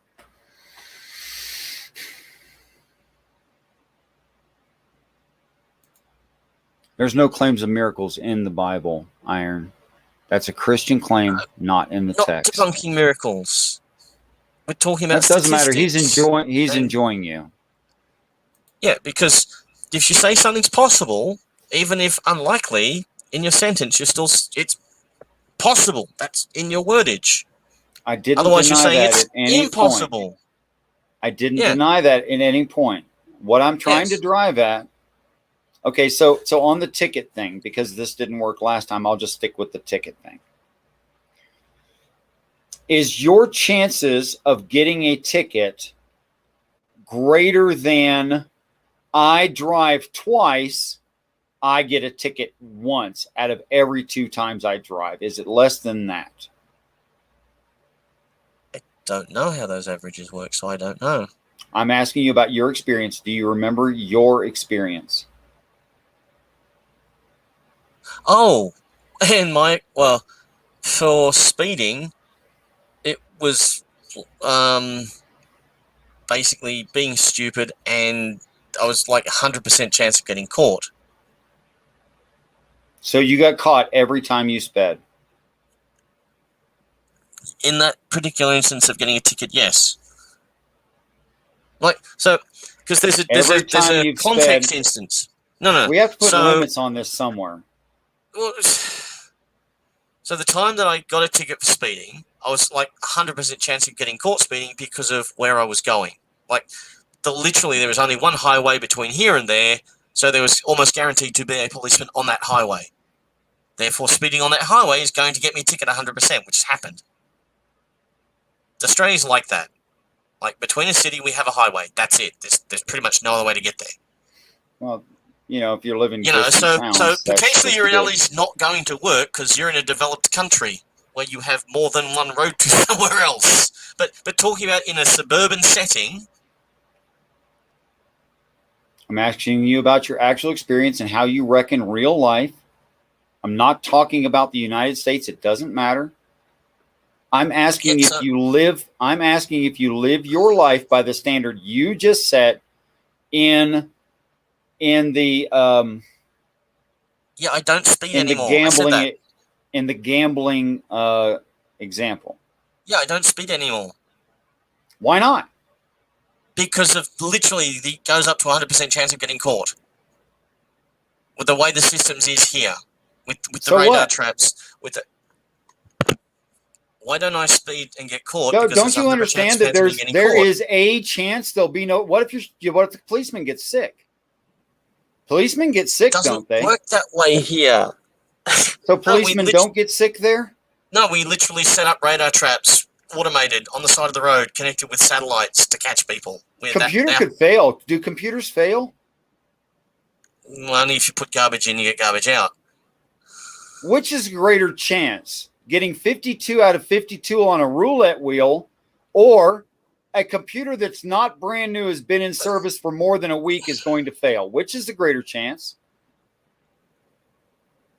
I have no idea because they're completely different odds. Come the way that's on. working. Come on, man. I don't understand maths. Come on. You just don't want to admit it. You do not live your life this way. Yeah, I do. You said you stopped speeding. Why? Because of the 100% chance of getting caught. What is 100% chance mean? I don't believe you that there's 100% chance of anything unless it's past tense. Oh, God. Show me something is definitely going to happen. You're going to take a breath. If my brain chose that I wanted to die, which it doesn't. Well, unless don't you want actually to die. Trick your CO2 meter. Yeah. If my brain, which senses my CO2 meter, No, you can decided trick it. You it can kill didn't yourself with it. care, then I would stop breathing and die. There's no Yes. guarantee of a next breath. Some people become so depressed, they literally die from it. Potentially. But look, Not I'm not good with potentially, math. medically. People I'm- die with nothing wrong with them, but what is in their head. you've got SIDS as well. What's that? But no, SIDS, sudden infant death syndrome. There you go, Where there's that babies too. just tick over and But I'm bad with maths. But there's Wait. You said you stop speeding Yes, I have because stopped there's speeding. 100% chance of you getting caught. Pretty much, yes. The system here is like that. Did you get caught every time you ever sped? No, because the Do technology you has changed always in 20 drive over on years. that road? Well, kind of, yes. You have to here. That's just the way it works. You always drive on only that, you live on that road. No, not the road I got booked on, but given the way it works here, to get from A Do you to B, speed getting to that road? no. Hang on. Why not?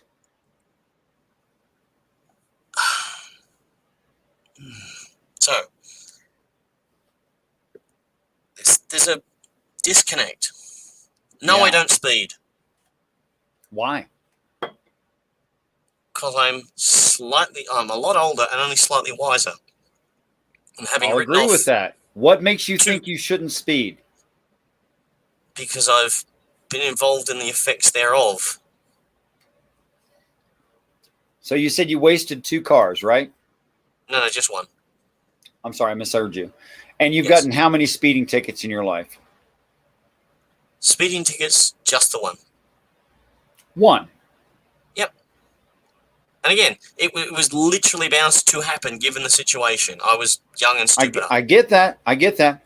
What And other now- things have contributed to your? I'm giving you a chance to just like include everything. What other factors in your life contributed to you not speeding anymore?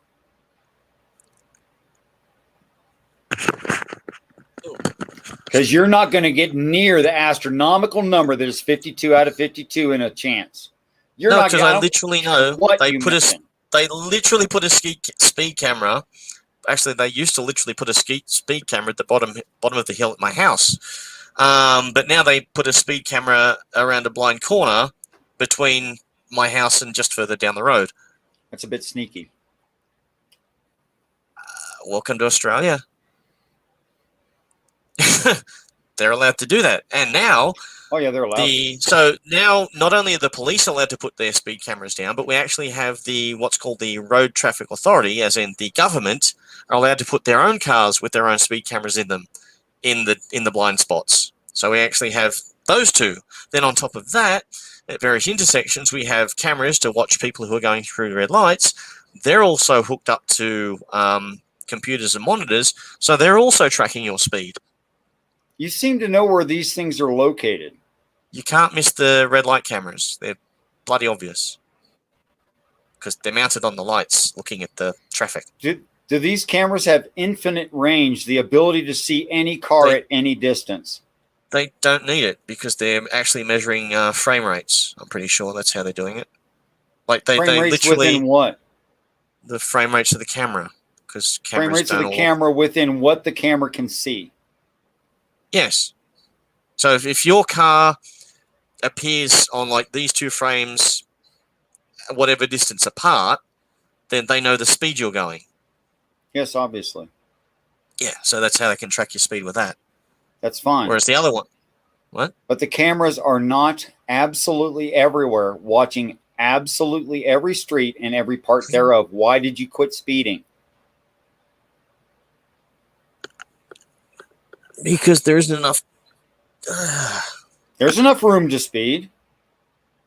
Plenty of car older, to speed. I got a lot older and a little bit wiser because I know Okay, it's what's stupid wise? and dangerous. What's wise? What's wise about stopping speeding? For the same reason a car needs a license, they're like, in my case, I think 3/4 of a ton of potential death. Well, you're not Physics kidding. works that way. Sure does. So yeah, being a lot That ain't older, why a you little stop, bit wiser. though, is it? I mean, unless there's Potentially, yeah. I like because my it's current dangerous car. to It's the first- others. You No, never it's mentioned dangerous that to my before. car. It's dangerous to your car. I'm That's thinking of true, my too. car. It's the first car I've ever owned. I Okay. like my car. Good. I'm glad. I hope you take very good care of it. And you're extremely careful, especially around other drivers and on busy Got to streets. spend $6,000 getting the bodywork done. Is it a classic or something? No, mailbox jumped out and tore the side off it. Malbooks? Mailbox, where you stick Oh, mail. a mailbox jumped out in front of you. Yeah, Okay. coming that's out of my own understandable. driveway. Yeah, now they're Oh vicious boy, mailboxes. that's They're just terrible. plain embarrassing. But anyway, Yep. yeah. I Big have, of you I to have some admit. distracting neighbors. I hope she pays you some attention. I hope she does. Whether enough attention for you to be satisfied with having done that amount of damage on your own mailbox, or the one across the street, whichever it was. No, it was my own mailbox. Okay, so it is true that if I sped where you live, going to where you go, Yep. it is true that I could speed some percentage of the total distance, even if it were broken up into different sections and different roads. Yes, There you is some percentage I could get away with speeding, and I'd have very little chance of getting caught. Yes, there would be. Yes, I actually such places exist. I'm actually trying to think of one, and it's actually really hard. Trying to think of one what?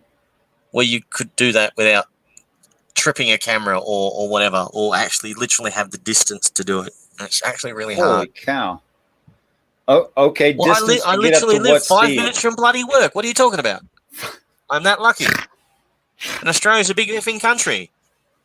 Wait, when blessed. you said open road, one road connecting towns, I That's thought they were cities. some distance apart. Yes, that's cities. That's Sydney to That's Canberra. where you started There's- from. That's where you started from. That's where Yes, on I that thought trip. you were still talking about. You changed the topic No, sorry. and you never No. informed me. I didn't realize that's because, yeah. So You know, I'm Traveling talking about from the city to likelihood of some occurrence, your perception of that likelihood, how you act on reality based on your perception of that likelihood, and how you would never, ever on any topic believe by any stretch of the imagination that something as unlikely as a 52 and a 52 is going to happen to you, yet you quit speeding. no, those According odds to your those prior odds don't statement, match up to me. you have zero justification for stopping speeding. No, because the way the maths works in those scenarios don't match up to me at all. They don't. I don't expect them to match up. That's They have to be analogous. All They analogies do. fail unless they're the actual situation. In which case, they're not an analogy. It's the actual situation. Okay, so one is projecting. So let me get to my base bad argument. understanding of math. One is projecting odds forwards, and the other one's looking at odds backwards. That's the best. Yeah, I know. my I brain flipped can put it on purpose. Yeah, which is why my brain was going to mush. You're an evil person. No. One was a success story. Most people are just avoiding things going wrong. Do you play the lottery every day? No, You see? I really should, but I don't. You try to avoid things going bad. You don't work insanely toward things that you don't think will happen. Who the hell lives their life that way? You'd be a mess. People who do that are a mess. This is where I generally throw in my joke of I'm a happy depressive, and it generally goes south from there. The amount of people I've said that to who are depressives is really depressing. Fair enough. So, Peebo, I don't think that you're a dishonest person. I think you're interesting and intelligent. I think you believe you're being honest. I don't think you live any aspect of your life by the standard that you set in practicum, saying that if somebody won 52 out of 52 times on a roulette wheel, they might not be cheating. That might right there. but by your definition, they're not cheating. Stop that. That's what I'm asking you. I'm talking about the overlap in religions. And I'm saying that there is too much overlap for it to be A, human nature, B, coincidental. And I disagree with your assessment, but hey, we can live and let live. And again, I can You say, don't go live look your up the life guy. that way. You would only talk this way about religion. Then I say, go find the guy who met the tribe in the Amazon who literally don't have a god thing at all. Okay, they don't have a. They don't even have the word. They don't have the concept. Let's they be don't even have the fair concept. here. You listen to a fundamentalist Christian. Well, he was. He's not anymore. He's like them. I He's don't an atheist. care.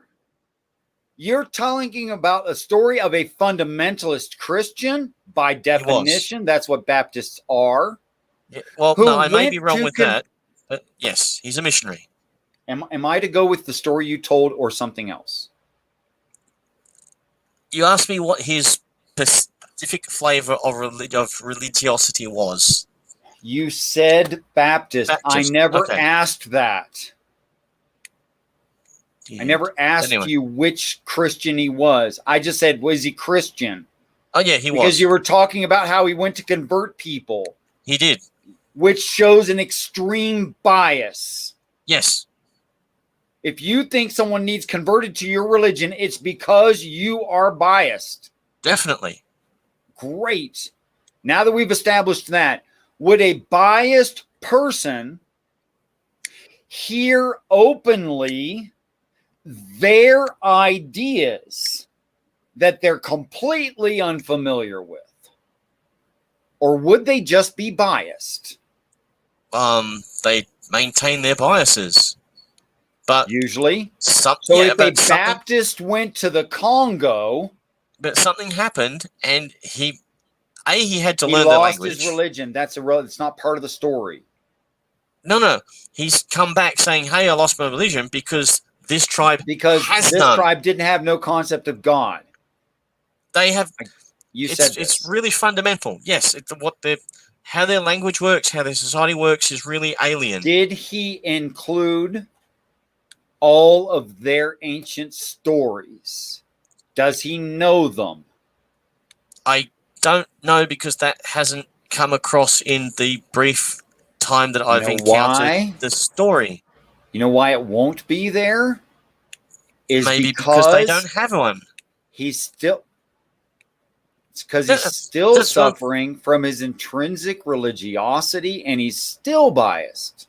Well, no, he is not going to give you an account of their stories.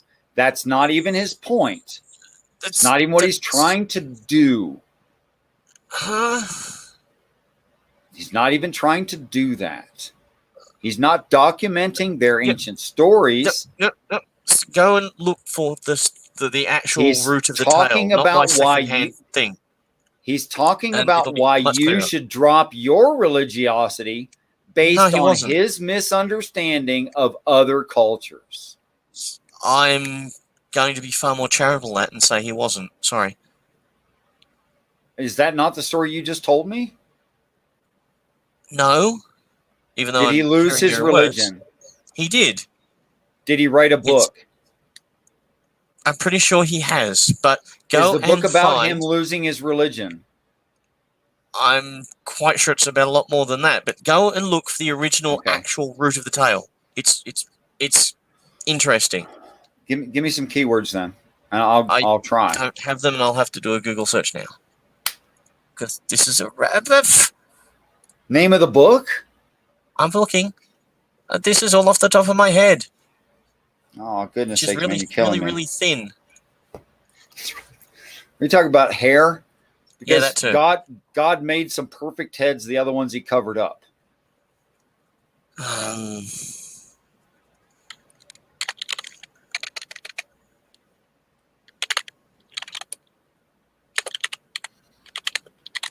Oops.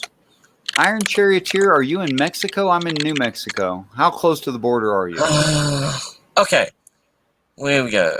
Piraha people, Wikipedia. So Piraha with that funny squiggle over the top. Slow down. I'm still trying to get to Wikipedia. You just said it, and I can't remember everything you say if you say too many things. Type in Amazon tribe with no religion. Wikipedia. Okay, I haven't we're got at that far. Wikipedia. No, just Google search. Piraha people dash Wikipedia. Start over. Great. Piraha. A squiggle. Yep. Squiggle I over can't the make A. a squiggle. I can't make a squiggle over the A. Oh, it'll probably still work. People dash Wikipedia. The Pura indigenous people of the Amazon Dash rainforest in Brazil, they're sole surviving subgroup of the Mora people, hunter-gatherers. They live on the so banks of the hard Nasi to River. do this while you're talking, like impossible. There's only 800 of them. That's going to cause them problems. And the Wikipedia classes their religion as animism. What? They can't have a religion. That's Wikipedia. That's the Wikipedia. I don't know. I'm going off what I was literally hearing him talk animism, about. Does animism? He's a biased Baptist. He was. Former Christian he missionary still Daniel is. Everett. Hang on a second. He still is. Daniel Everett University. Now, does this animism include putting human aspects onto inanimate objects and animals? Because it always does. Animism does, yes. Now, if you can show me that within their animism, there is no story about an ancient, wise creature that advises the people, I'll agree with you. They have no concept of God. Until you show me that, they have a concept of God, just like everybody else. Influenced by the Piraha's concept of truth, Everett's Christianity slowly diminished, and he became an atheist. So sad. He is so weak, having a poor understanding of the Bible based in his Baptist religion. So sorry for him. That was mean. That's the truth. Look, if your religiosity is based in your sect, if your religiosity is based in historicity, if your religiosity is based in anything aside from your relationship with God, you're probably going to fall. Trying to find what his...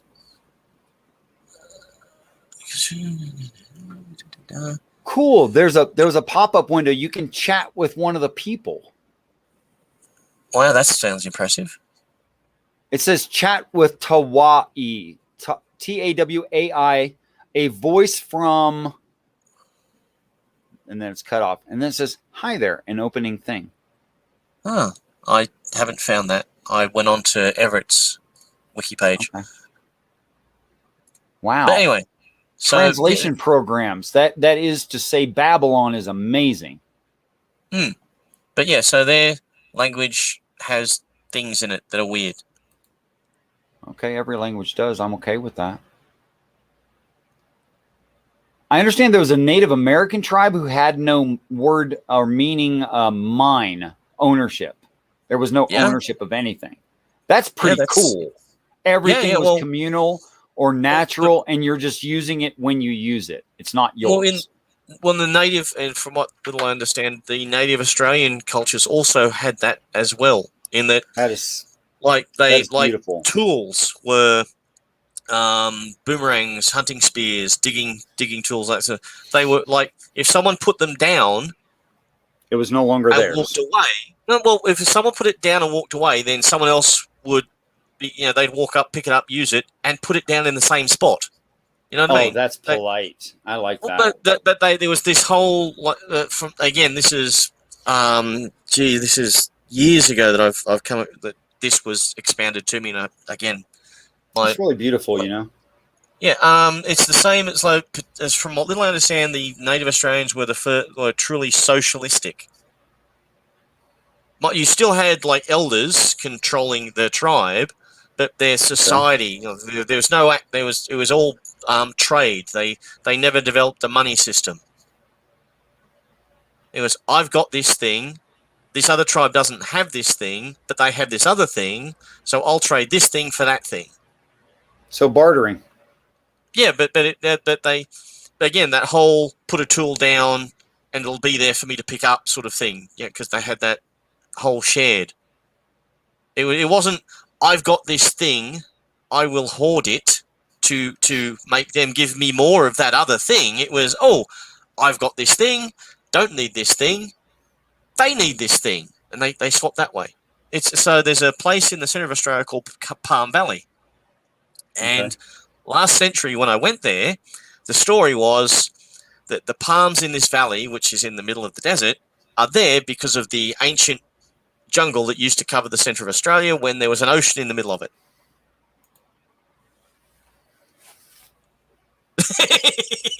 Jumping beans. And so the palms are the survivors from this receding tropical rainforest. Mm-hmm. So move forward 20, 30 years when we can do genetic sequencing, and it turns out that's not true. Okay. Those palm trees, as how I think palm trees grow from coconuts or whatever they grow from. Well, it depends so on with what more kind study, of palm tree.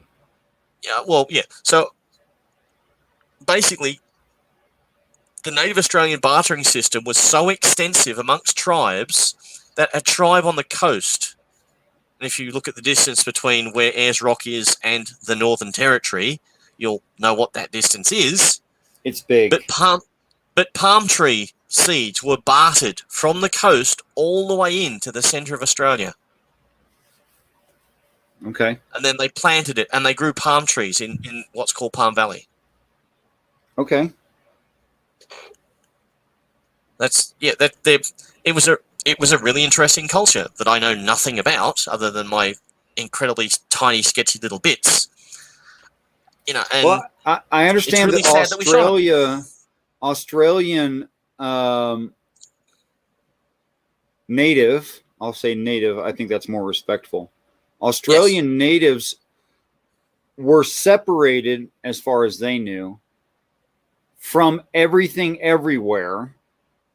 Always. Oh, no, they had I'm pretty sure the tribes up in Queensland knew that New Guinea was there because the crossing distance between. You can see that. I'm including New Guinea. Oh no, they're completely separate cultures.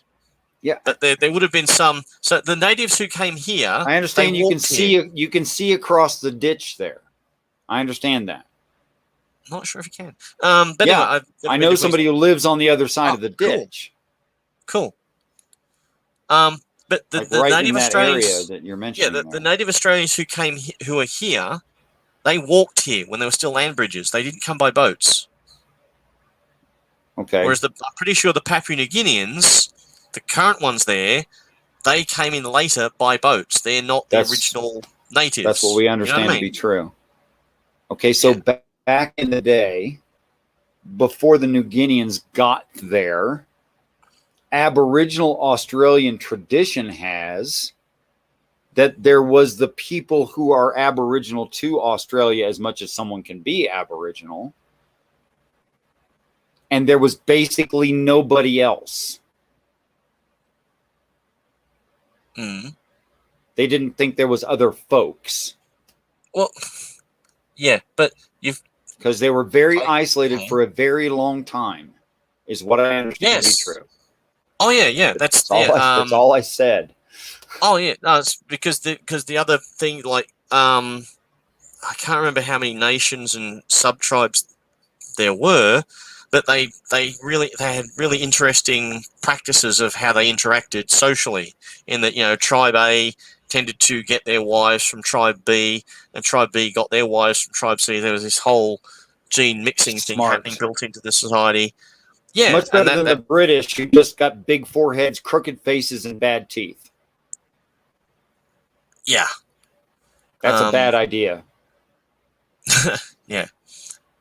Incidentally, Darwin said that genetic diversity through freedom of cross fertilization caused a healthier, more vital, more fruit producing plant, and then married his second cousin, who was the product of 2 second cousins, who was the product of 4 second cousins.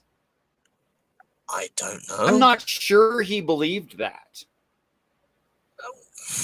There was probably a lot of good and bad things in his knowledge, given the time. Yeah, I would think so. Like, Yeah, because my family is special, we should keep having babies together. He believed that, apparently. I don't know much about Darwin's actual Would you things. I marry do your know that he second was- cousin, seeing that other second cousins marrying sometimes cause birth defects? You know, they knew that, They right? wouldn't. Well, yeah and no, but they still did it for various political reasons. Political reasons. So did the ancient Egyptians. I don't think his family was powerful enough that he was getting political gain through marrying his second cousin. He was still landed gentry. Yeah.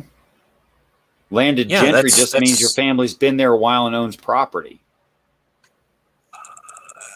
A long while to own property in Britain. That's kind of what that means.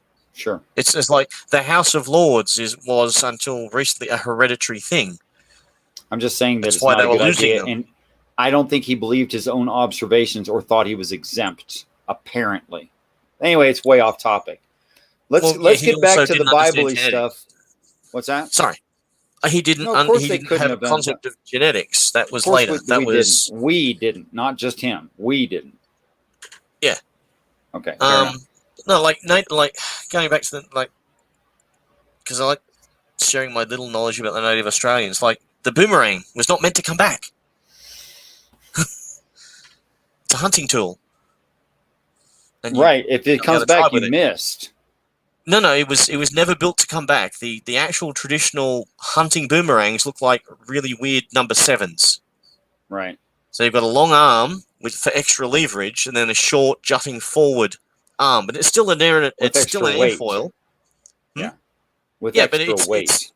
Right. Yeah, it's still an airfoil. It still flies flat and true, and it actually keeps itself aloft through its rotation. It was actually an American aeronautical engineer who came out here back in the 50s on a tour through the center where they showed him, here is a hunting boomerang. And he went, wow, that's really impressive. Bought one, went back to America, and made the arms the same length. And that's where he discovered if you do that, it'll curve. So we can thank the classic, what we sell to the dumb tourists, boomerangs, to an American aeronautical engineer. Okay. And they tended to make their tools out of what's called ironwood for that reason, because it's tough as iron. Not literally, but it's tough for wood anyway. Yeah, it's eucalyptus wood too. I didn't know that was a hardwood. I didn't know at all. I've never heard anyone speak of it. I don't know what a eucalypt is, other than generally poisonous. To and some things. Pretty much everything. The only thing that eats them is koalas. And yeah, they're also the only trees around here that just spontaneously they'll drop a limb off. Okay. It's why if you look at pictures of Australian eucalypt trees, they're really, really tall. Peebo, if we can't get back to religion, Sorry. I'm sorry. Hold I'm on. having trouble keeping my attention on the conversation if we're not talking about religion. Yeah. So yeah, I don't see the overarching, other than like an anthropological we're all humans thing. Okay, so my entire point of the you quit speeding and the roulette wheel was to say that at some point, whatever point's personal for you is fine. I don't care. At some point, there's too much coincidence. Call it coincidence. That was my point in saying all of that. And it got way too laborious. And I think it's obvious that the statement is just true. A person has a tipping point where they go, that's not coincidence. Okay. And my point in saying that was so that I could say there is overlap and there's no differences anywhere in any of these ancient religions. So much so is that true, although expressed very differently. Okay. So much is that true that I was not surprised that the Bible calls Jesus a tree, claims that he's for healing, that who he heals is male and female who are sick, right? And he fights against a singular outcast, just one, singular outcast from the main group, and although almost loses, eventually wins, which is the story of Hercules and the Hydra, or the story of the white gum tree in one native Aboriginal tribe's one of their stories. I don't know how to say that. They don't have labels like Baptist or whatever that I know of. So I'm not surprised by that, okay? But I think a person should be surprised if they're going to say this is human nature and not the same story. I'm not saying you have to be. I'm saying I think you should be. No, I don't. Having seen various fiction writers deliberately borrow from that narrative for their own promotion in the creation of their stories, I see how human nature does that. Like even within my own What story did short the lifetime. Aboriginal Australians borrow from? No, we're talking about the hero story. Yeah, I'm talking about the Aboriginal Australian hero story. That's right. What did they borrow from? That becomes anthropology. That becomes, you want the story of how your tribe is top dog. Again, because they were still competing tribes. What does the hero do for the tribe?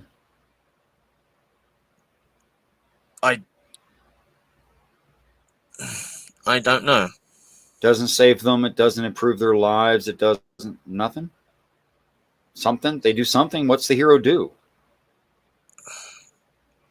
No. Saves them from some impending doom. Always. Maybe. Yeah. Okay. I mean, that's safe, right? Save the hero saves the people from some impending doom, something that the people cannot fix. Oh yeah, and then the Native American stories and that sort of thing that are similar, where they outwit the magical fox or coyote or whatever, and yay them. Yeah. Right. Okay. So if they needed rescued from something, does that sound like bragging, or does that sound like admitting something's wrong? Both. You're bragging that something's wrong. No. It's like they're bragging that they beat something that was wrong, or they're bragging that they're just No, they didn't better. beat it.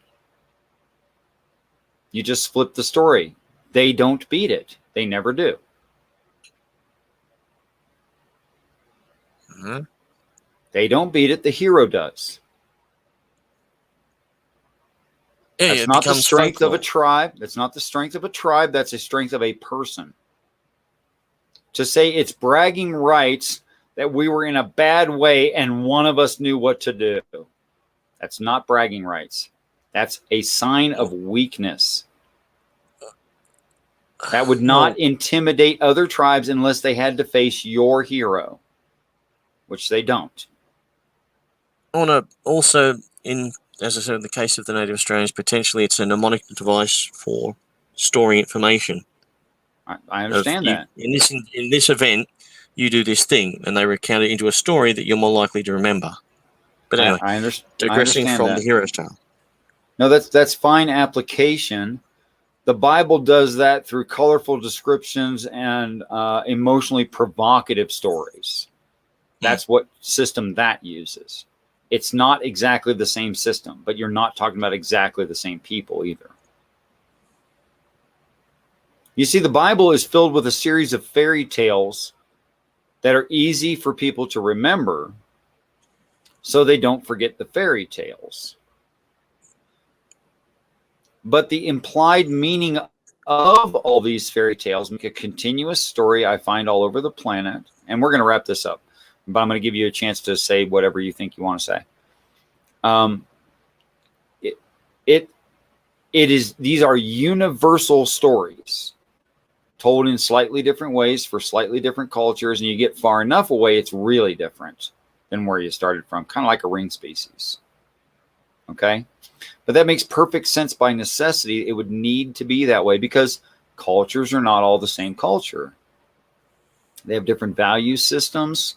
They have different ways of looking at life and relationship and tribe and all kinds of things.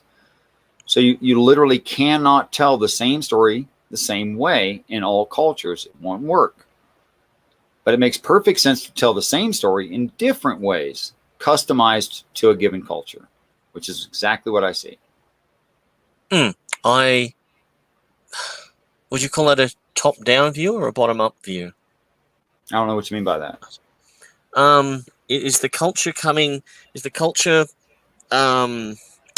disseminating down into, or is it being, because I'm not sure how to express what I'm actually trying to mean. Down into what?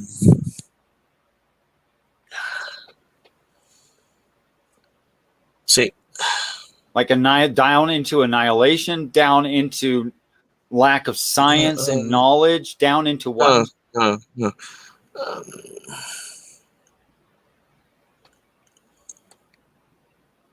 Obscurity, hate for olives. What are they descending down into? Hate for figs. Figs are terrible. Hate for destroy all figs. Destroy all figs. Yes. I love figs. Even right off the tree. How to say? So I think a lot of the base stories are baggage from when we were all Neolithic hunter-gatherers, for want of a better term. Okay. They're the campsite story to explain what's beyond the firelight, and that they've just continued with and accreted different things over the top as societies have developed, evolved, and changed over time, with certain fundamental aspects due to our nature as humans being the underpinning, if you know what I mean. So you have. I think you're saying social Darwinism. I have no idea. It's like the classic tale of. Well, no, the classic tale of King Arthur. Yeah. What are the basic aspects of the story of King Arthur? Never mind the fan fiction, but the actual story. They were actually a group of Romano Brits that were left when the Romans pulled back, and they were the Romanized inhabitants of Britain who still had access to horses and who were dominating their area. And then eventually they just got subsumed by the Angles and the Saxons invasions. Now, okay, so you went from a story into actual history. Why should I be interested in that? Because you said the actual history No, of I Arthur. asked you what was the story, not the history of the area. Oh, the story. What's So the story of Arthur? What's geez. the actual aspects of the story? Never Well, it's, mind the folklore. Never mind the Oh. fan fiction. Never mind what was actually happening at the time. What's the story of Arthur? so he's basically the hero who almost succeeds, fails, and has the chance to come back and redeem. And again, this is years since I was really into my Arthurian stuff. That was really super basic, but yeah, you're right.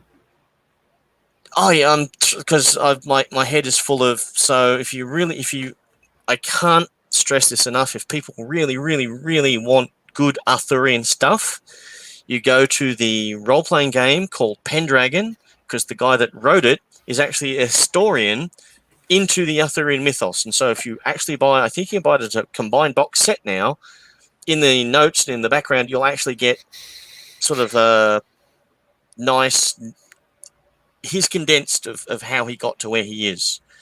Because the story of Arthur comes to us through the southern French who got wiped out in their unifications, the troubadours, who were holding onto it from the what's left of that part of southern England, because they're so close. That's why you have Britannia, Brittany, that little spur that's so close between France and England that they're constantly fighting over. So at one stage, the legend that was the Romano-Brits passed into living history to the Anglo-Saxons, and then that spread back into Europe through Brittany and was kept alive into the modern age through the troubadours of southern France, for want of a better term. So there's an awful lot of crossover into ancient, like before the Romans, paganism and stuff like that. So It's really cool. No sword, no stone, no wench Possibly, in the because- lake. Well, the wench in the lake kind of drifts back into the Tuatha De Danann and that sort of thing. The ancient fae of Celtic mythology. So the Tuatha De Danann were very kind of elemental. So you had the Tuatha De Dananns of the oceans and the lakes, and the Tuatha De Dananns of the fires, and the Tuatha De Dananns of the earth, and the Tuatha De Dananns of the air. Okay. So the lady in the lake is a fae, powerful fae of the waters of the lakes. No? Okay. And that's if I'm remembering it right. What does Again, she do in the story? I can't remember off the top of my head. Off This spoils having the not. whole idea. Sorry, That spoils the whole That's- idea. you asking for these bits and pieces that I'm desperately trying to like bring back to the surface. Dude, you're like telling the names of books and series and where they relate from and who wrote them and all this detail. Then I ask something super basic like the story of Arthur, and you're like, I don't know what you're talking about. I don't know how to say that. Well, for your point of view, it's basic, but from my head, it's not, because we're like looking at things differently. Yes, we are. Because our brains work differently. It's like Of course assuming they my words. do. You're right. That was extremely unfair, unjust, and prejudiced. I'm sorry. It's I'm just trying, a little bit frustrating. potentially how scattered my brain is. Like you're really good at reciting a bunch of stuff I'm not trying to talk about. Sorry. You're really good at that. Sorry. You're very But- kind. No, you're very but- kind. but- I appreciate your spirit. You're a fine human being. I don't know where to go in this conversation. I asked you to wrap it up because I want you to have the chance to wrap it up in whatever way you like, and that's all fine with me. Okay. Oh yeah. Go look up Pendragon. From there, we kind of got on a tangent about a historian who was interested. No, because you were asking about the hero's tale, and Arthur is It's one of the hero tales. yeah, but but it traces it to demonstrate how, from my point of view, it goes back through the layers of our culture. You see what I'm saying? That's like, Like- hold on a second. That's like saying in the Bible it compares Nebuchadnezzar to a tree. Okay. But again, there's And layers hold on. Great. And if I ask the question, since birds roosted in the tree, if I ask the question, was there a pigeon there? It does not matter. It's not part of the story. Or if I ask, well, is there actually that place in that part of the world? It's not. It's irrelevant if the place even exists. Okay? The story of Arthur and its main aspects as the hero's journey and the hero saving, almost failing, and saving the people is a repeated theme through all cultures I've ever heard of, whether it's expressed in animism or gods and demigods, whether it's expressed, I don't know, in alchemy, in literal physical materials, whether it's expressed in astrology, astronomy, whatever, it always has the same aspects. Now, if there were 5 major aspects to the hero's journey, I'd go, well, those are things people would like to see. It's human nature to invent those 5 things, and I'd be fine with that. If there were 20 of them, 20 aspects to every one of these darn stories, I'd go, well, they must have shared some of that, but most of it's human nature. At some point, I should be able to say that's too much the same story. It's too well defined for me to just blame it on Darwinistic evolutionary of societies. That's not a good explanation. And I don't know where that point is for any. I know. I just don't think you can honestly maintain it. But you can literally trace the cultures back. You To can. what? That's what anthropologists do. To what? That's why they say that the native Australians were the most advanced Neolithic culture on the planet, because they had not changed from their migration out of the rest of Asia. Some Native American tribes were pretty darn. They maintained. They just like to maintain. They didn't like to change anything. Yeah, but so the from my point of view, the hero's tale is an outgrowth of that human anthropology.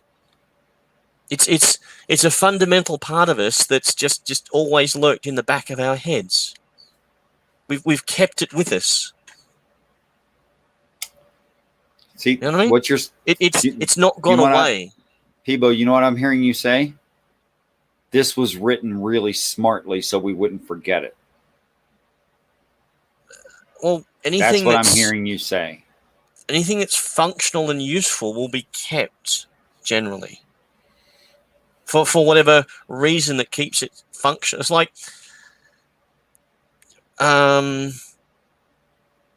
scissors are bad. So we're going to lose scissors someday? No. Or something that does the same job as scissors? We're going to lose that? Potentially, yeah. But so I'm trying to there are cultural stumps still today that have held on from their original practices. You know, everyone says it's a history lesson. It kind of is, because every religion everywhere says it's a history lesson. And part of it is for maintaining the history, and part of it is for controlling of that history, depending upon how their society is built. Yeah. That's the difference between the native Australians are using it. That's the difference between practitioners and a practice. I don't care what people use it for. I don't care. You have to, because that's kind of fundamental to what it is. No, it's not. A butter knife is not a pry bar, no matter how many times I use a butter knife as a pry bar. It's not No, but they make good fundamental. screwdrivers. Fairly decent, Yeah, especially so for that's but that's what I'm saying, that like that you can't just say that like the anthropology hypothesis is just bunkum. I didn't say it's bunkum. I said it's it's very functional. human It's- and it's Yes. functional. It's intuitive. It's simple. It People makes like functional, sense. intuitive, and simple. I said But simple. Makes sense. You see all the different I said things. functional and I said intuitive. I can't get more praiseworthy. I can't be praising it higher than that. I become unreasonable if I said something more than that. It's like, so in universities there are people that study the equivalent Holy of crap! You guys don't get a I'm trying- freaking thing I'm saying. You guys really don't get it. If you can write something like that, Iron, you have no idea at all what the hell I've been talking to you about for a year and a half. For a year and a half, I've been talking about how the Bible does not describe magic, that there's Some nothing bits are. magical about the hero except that he has information that others around him don't have. That's not magic, it's information.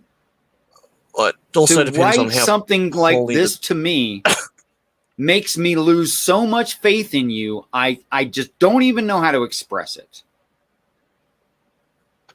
And no, social Darwinism does not explain all things when you can use the exact situation in the exact people, in the exact structures, in the exact time, and in that exact city to use exactly the same thing to explain exactly opposite reactions.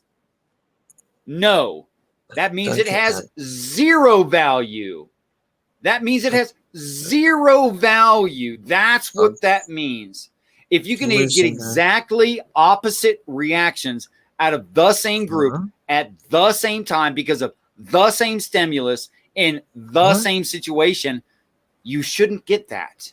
That would destroy societies. I'm losing the context though of what you're saying. Explain to me monogamy and explain to me rape in social Darwinism. Go ahead. It's the same answer. What? Explain to me monogamy and rape from within social Darwinism, and you'll give me the same answer. They're two different things, aren't they? No kidding. Huh? You can't get more opposite than monogamy and rape. Then I don't. And They're they're not even explained related to the me. same way by that theory. They're explained exactly the same Huh? way by the theory. The theory is useless. It would explain everything or nothing. What? It is a useless theory. No, it's how you make predictions of theories too. But no. Monogamy. No, we know what's going to happen because we're human. We make it fit into the model. We're making the model true. The model is not true. You can't have the exact opposite situation explained by the same thing in the same way. It's the way. There's obviously Really, mental dude. things in your Really, head dude. when you say those words that's not coming across to me. Do people rape? Yes. Do people have monogamous relationships?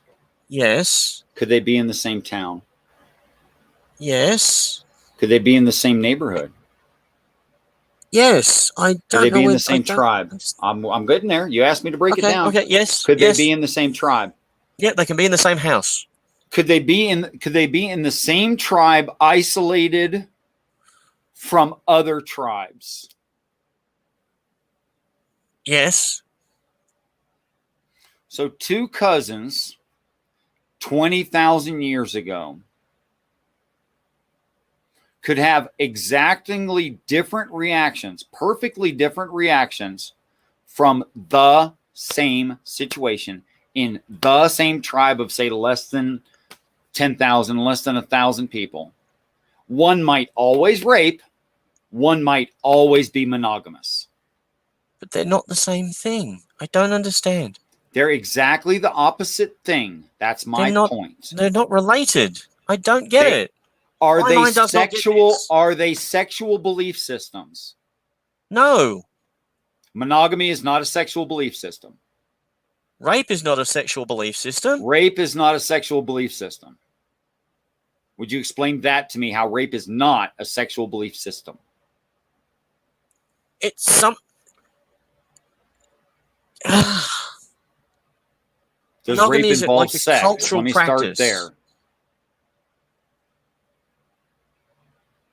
It can. I quit. It's If that isn't really perfectly clear, nasty I don't know what subject to that tell I'm you. really not into. But Look, it's like, monogamy is a cultural thing. would you expect that in the same environment, say, I don't know, an isolated lake, that you would have some mother species break down into two different species, Yeah, it happens. and those two different species go forward, diverging more within the same lake? Yeah, it has happened. They've got records of it. Thank you. Fish and crayfish as well, I think. They've studied a species of, I think it's sturgeon. Might be the American Great Lakes, something like that. Taking that into consideration, under the same pressures in an isolated area of some kind, the same creature, the mother species, some of them diverge and survive, some don't change. Does that happen? Possibly. It's I'm not called sure. sympatric forms. Okay. I learned something. This is good. Would you please tell me how sympatric forms, how some of them didn't change but survived? Because there's no pressure for them to change. Like, literally, the environment they're in does not change. The genetic... Then why pool did the that they other have, species branch off? because they have either moved off into different territory where there is some difference No, that I causes already the change. disqualified that. I Or- already said exactly the same environment, and this happens. I'm getting to that. Or just whatever. So when the other group moves off, they don't take the entire gene pool with them. They take a smaller subset of that Where gene did they pool. go? What? To the other You part said of the they lake. left to Yeah, the other part of a Yeah, you're lake? saying they're moving off, you're saying they're moving. They're in a lake. They're going to two different spots in the lake, and they're I forming two didn't different say that. groups. I said specifically not that. I said specifically more than once the same environment. If one group, The same environment. yes, they can, Why did one split off? because they didn't take the entire gene pool with them. The other didn't change. The one that remained behind doesn't change because it's the original gene pool. Right? The smaller group that splits off has a smaller gene pool. So there's more chance for random things to pop up and change them and not get subsumed back into what was the original gene pool. Well, At I'll least agree that's with how that. I've heard it described to me. No, And that was hence, good. you get the second group changing from the first group. That, and there's no crossover, because if there's crossover, then there's chance that the original gene pool will continue to influence the second gene pool. Yeah. What's that got to do with it? So the reason that the second group can change is because it's a smaller subset of genes, and so that any mutations that pop up It's not what I asked you will at all. stay. You say, why do they change? No, I did not. It's exactly the opposite of what I've said 3 times. But we're closing the show. Okay. Closing the show. Because I'm not going to say it a 4th time. I'm just not going to. I don't have the patience for it. It's exactly the opposite of what I said. Precisely the opposite. You might, if you care, you might go back and watch. Don't know. Okay. Anyway, thanks for coming on. You made the show, man. Couldn't have done it Thank you. without you. You entertained, and I enjoyed a lot of it. Not all of it, I have to be honest with you, but I couldn't lie to you about that anyway. It was obvious. Thanks for coming in, and thank you also in the side chat, JG and Iron Charioteer. Iron Charioteer, you didn't offend me. I feel like I'm speaking French. You are. I feel like I'm saying something that's so far out there, nobody gets what I'm saying. Smart folks like you don't get Richard, what I'm Richard, saying. I Richard, feel like I've a got gigantic failure No, who's no, no, no. speaking in some foreign language that no one's ever heard of, and there's no translation. It's the most annoying, frustrating thing. When, by my perception, I'm speaking in plain English, and it doesn't translate. You know how insane? I feel like the whole world has lost their flipping mind, and which makes me go, I must have lost my mind. No. That's me most of the time. To most of the other people I talk to that are not my close friends that I've known for 30 years now. Because, so, I have a saying that we are all the universe out to the surface of our skin. So what's in my mind? I have the really bad vehicle of the English language to give to you. And the vehicle is just not up to it because there's so much other stuff. Like there's cultural differences between you and me. You know, I'm an Aussie. You're not. You're an American. I'm not.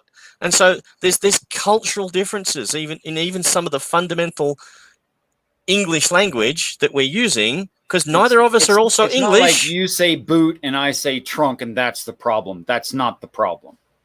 Trunk is an elephant or the back end of a car. So is a boot. Boot. No, a boot is a shoe or the back end of a car. Depends on where you are. Depends on where you are and what part of British language you accepted. Because to Irish, boot has everything to do with the back of your car. Bingo. That's just what I said. That's not the problem, though. That's not what's going on. That's not why we're talking past each other. Idiot, because sometimes you say things, and I literally understand do the not terms have... you're using. Look, guys, rape is an unacceptable... Hold on. Rape is an unacceptable practice in society. Then please explain to me how it exists. Because not all humans are nice. And you get literally from within a social Darwinistic theory of explanation of behaviors and social interactions, tell me why it still exists. You're telling me that after millions of years of hold on, we developed languages, but we couldn't abolish rape. Because it doesn't work that way. Family structures couldn't. It doesn't work that way. No, it doesn't work that way. Now you're missing the farming forest for the tree. Animals and plants couldn't get rid of rape. Are you freaking kidding me? No. Wait a minute. Most animals rape. In fact, I'd say the better percentage of most animals actually rape. Koalas do. No, they Koalas don't. do. Koalas don't. Koalas do. No, they don't. Koalas do. That's how you get little koalas. I've never seen an animal rape. That's how you get little koalas. The female koala's in the tree. I was raised up several years on a farm. I've never seen because the male koala's coming up. That's how you get little koalas. Males rape female koalas. No, they don't. They do. I'm telling you, I live here. No, they don't. That's how little koalas are made. The females can't get away. Male comes up tree, female koala, they find each other, bang, little koala. Female has no say in it. They're not smart. How did it get pregnant? What, the female koala? Because the male koala raped it. Okay. Could you describe to me what pregnancy is? It's when you have babies. Because, and how did Wrigley, that happen? egg, boink. Because the male koala came up the tree, and there's a female koala at the top and you of the get tree. the egg. Was the female in a... Willing? No. That's not what I asked you. I wish I don't finish your sentences. I wish you wouldn't finish mine. Was the female able to get pregnant when she became pregnant? Well, yes, because she's pregnant. That's how that works. Does that mean her body dropped an egg? I'm not sure on the menstrual cycle of koalas. Did the egg come out of... I'm going to really quit. I quit. Just- Peace and respect to you. Thanks for coming in, Yeah. Tebow. I appreciate it. Thanks for dropping by, everybody in the side chat. Anybody who might watch this in the future. I want you all to know that I truly do look forward to the day that we're all great friends and we actually understand each other. Right now, Yes. I have people I really like that I don't understand and that don't understand me. That Yes. sucks, by the way. Yes, and the more we talk to one another, we'll get closer and closer to the same wavelength. I'd love to think that was true. I have no evidence to that effect. Zero. I'm basing it on 30 years of experience with other people. It's going to take 30 years. We don't have 30 years, Pivo. Of course we do. We'll live forever. So far, so good. Yeah, but this happens before 30 years. I'm So we don't have kinda 30 counting years on to that. talk about this. Yeah, me too. I'm tired of seeing people in pain, first of all. I'm tired of death and disease. It's an entropic, and- imperfect world. I'm sick of it. We've It's had just enough. an entropic, imperfect world. One of the things is scarcity of resources. Hopefully, if Musk does get his fleet of spaceships off, then we will overcome one of our problems of scarcity of resources. That will change the economy of the world. Yeah, it would. Yeah. Yeah. What It, resources on Mars? All of Are them. you It's a talking about planet. Mars? Well, All of them? it's a planet. You mean a You will- lot of well, them? Other than potential, again, depending upon how long it had life, will depend on how much organic compounds it has.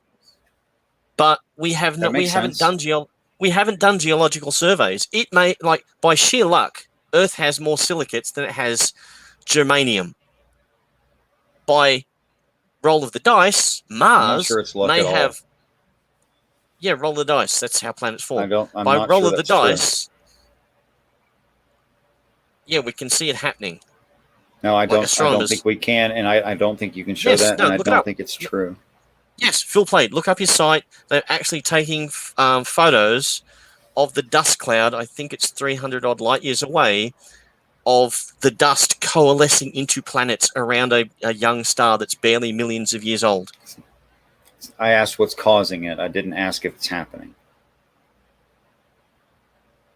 The interaction of how gravity works, how masses attract one another when there's nothing else around them. Okay. That's the gravitation and gravitational collapse solar disk theory, right? Yes, we're watching it happen. No, you're watching something happen. If the astronomers say that's what they're watching happen, I'll believe the astronomers that that's what they're watching happen, because they're the experts in the field that they're studying. Church fathers are the experts in the field in Christianity. Why don't you accept them? No. I accept them. I just don't think their God Well, why don't you can believe them? exist. Because their No, God you can't don't believe exist. them. Their God can't exist. See, If their God can't exist, then you have two standards for authority there. You understand that, right? Those are two different standards for exactly the same thing. what? I accept the scientists. I reject Yes. church fathers. You're talking about someone in the top of their class, absolute in their field, as considered by their peers. And you have a double standard. One has something that's demonstrable. The other doesn't. You don't know that. In either case, you don't know that, in fact. No, because I can see the actual photos that they're going, oh, look, here's a planetary disk accretion. Does the Earth exist? Are we on it? Has any of the prophecy been fulfilled? Of, No. The prophecies have Of- not been fulfilled. hang on. What is promised? So what is promised to happen has not happened. So you cannot say it's not going to just because it hasn't. As far as the accretion disk, hold on. Let you go on for like 5 minutes solid there about what we're seeing and where we're seeing it and who's saying it and all that stuff. The accretion disk is something that we're observing. Yes. Okay. That's fine. We're watching it happen. That's great. Our assessment of why it's happening, which is what I'm actually interested in, is not demonstrable. It's an assumption at best. But And it's the best we have. And it no, it's actually not. It is. It's not. And No, it's not. It's over 100 years old. No, I don't care how old it is and how many people like it right now. It's not the best we have, and it's not what's the the better most one? established we have either. What's the better one?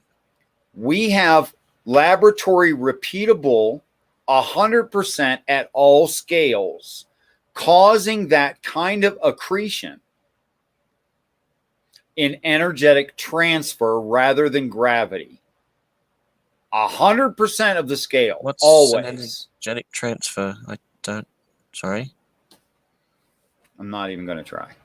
Oh, I wanted to I'm learn not even something. going to try. I'm a differential between two positions, causing a transfer in energy, an energetic transfer. A differential, however big or small we can talk about, which will repeat the process 100% and at all scales. Where in planetary accretion, anything bigger than a meter and smaller than 3 kilometers, anywhere in that, it's called the 1 meter to 3 kilometer problem. Just smash each other and they don't collect. You can't overcome that. It's basic physics. You can't overcome the 1 meter to 3 kilometer problem. It's not going to happen. You can't have gravitational accretion of planets. You cannot start with a planetoid and through accretion build a planet. It will never, ever, ever, ever work. Is there a better description of that? Planetoid, planetary accretion, planet. Yeah.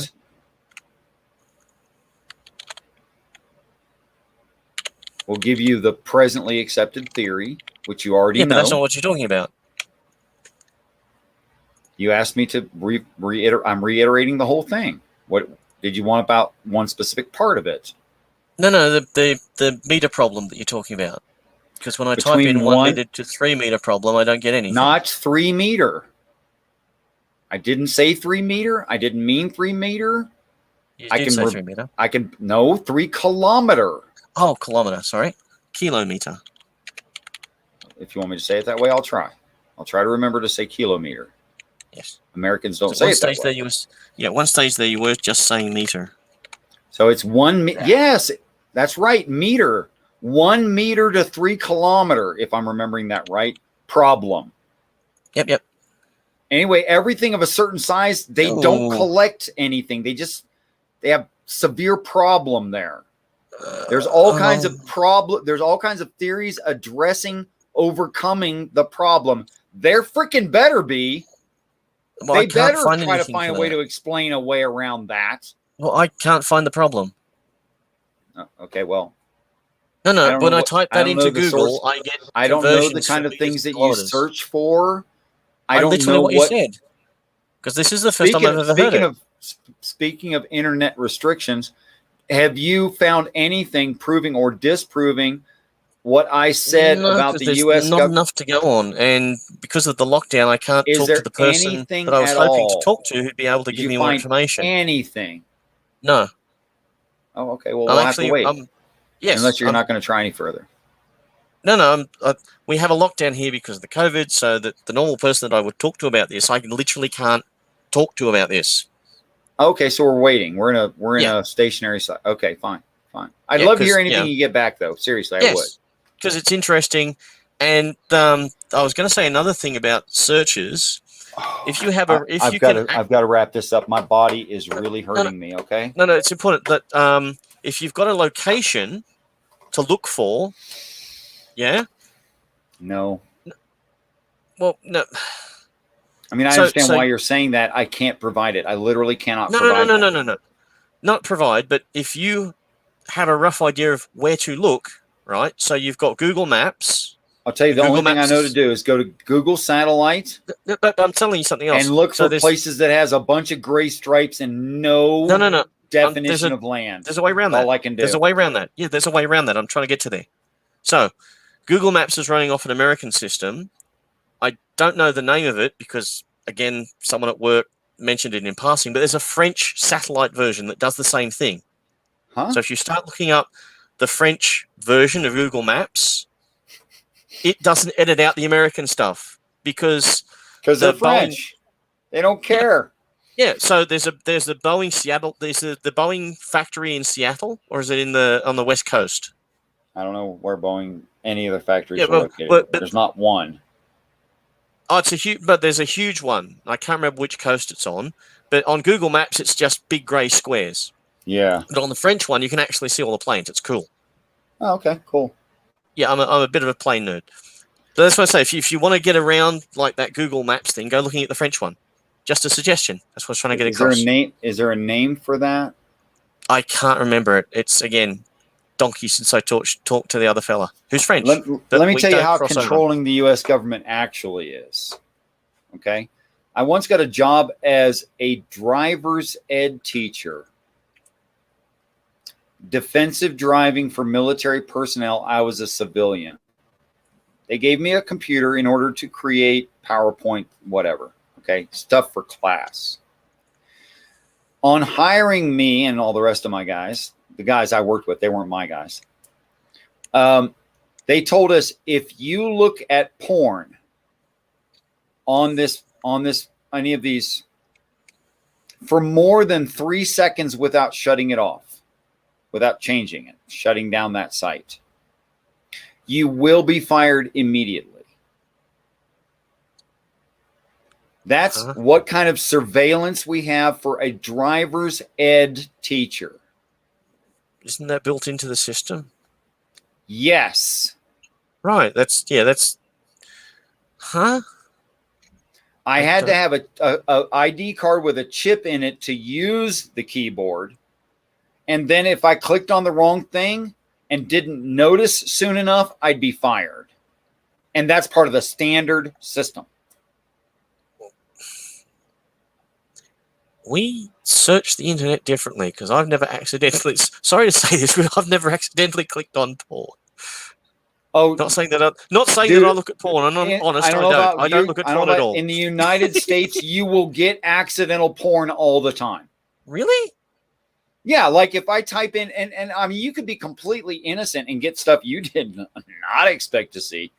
Like for instance, if I Google search from where my present location, if I Google search anything at all with any of the following words in it: doggy, cat, variations of the word cat, any variation of the word cat, Doggy, I can understand.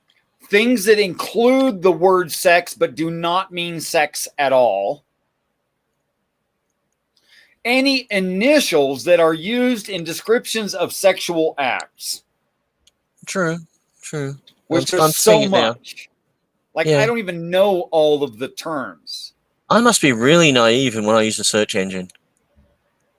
Well, Because the I don't get search engine porn. is most search engines self-adjust Yes, to make you that's- happy because they're trying to sell product. Okay. Well, no, that's built into the Boolean engine. That's they're taking advantage of the mechanics But of the if- Boolean engine that the if- internet works off.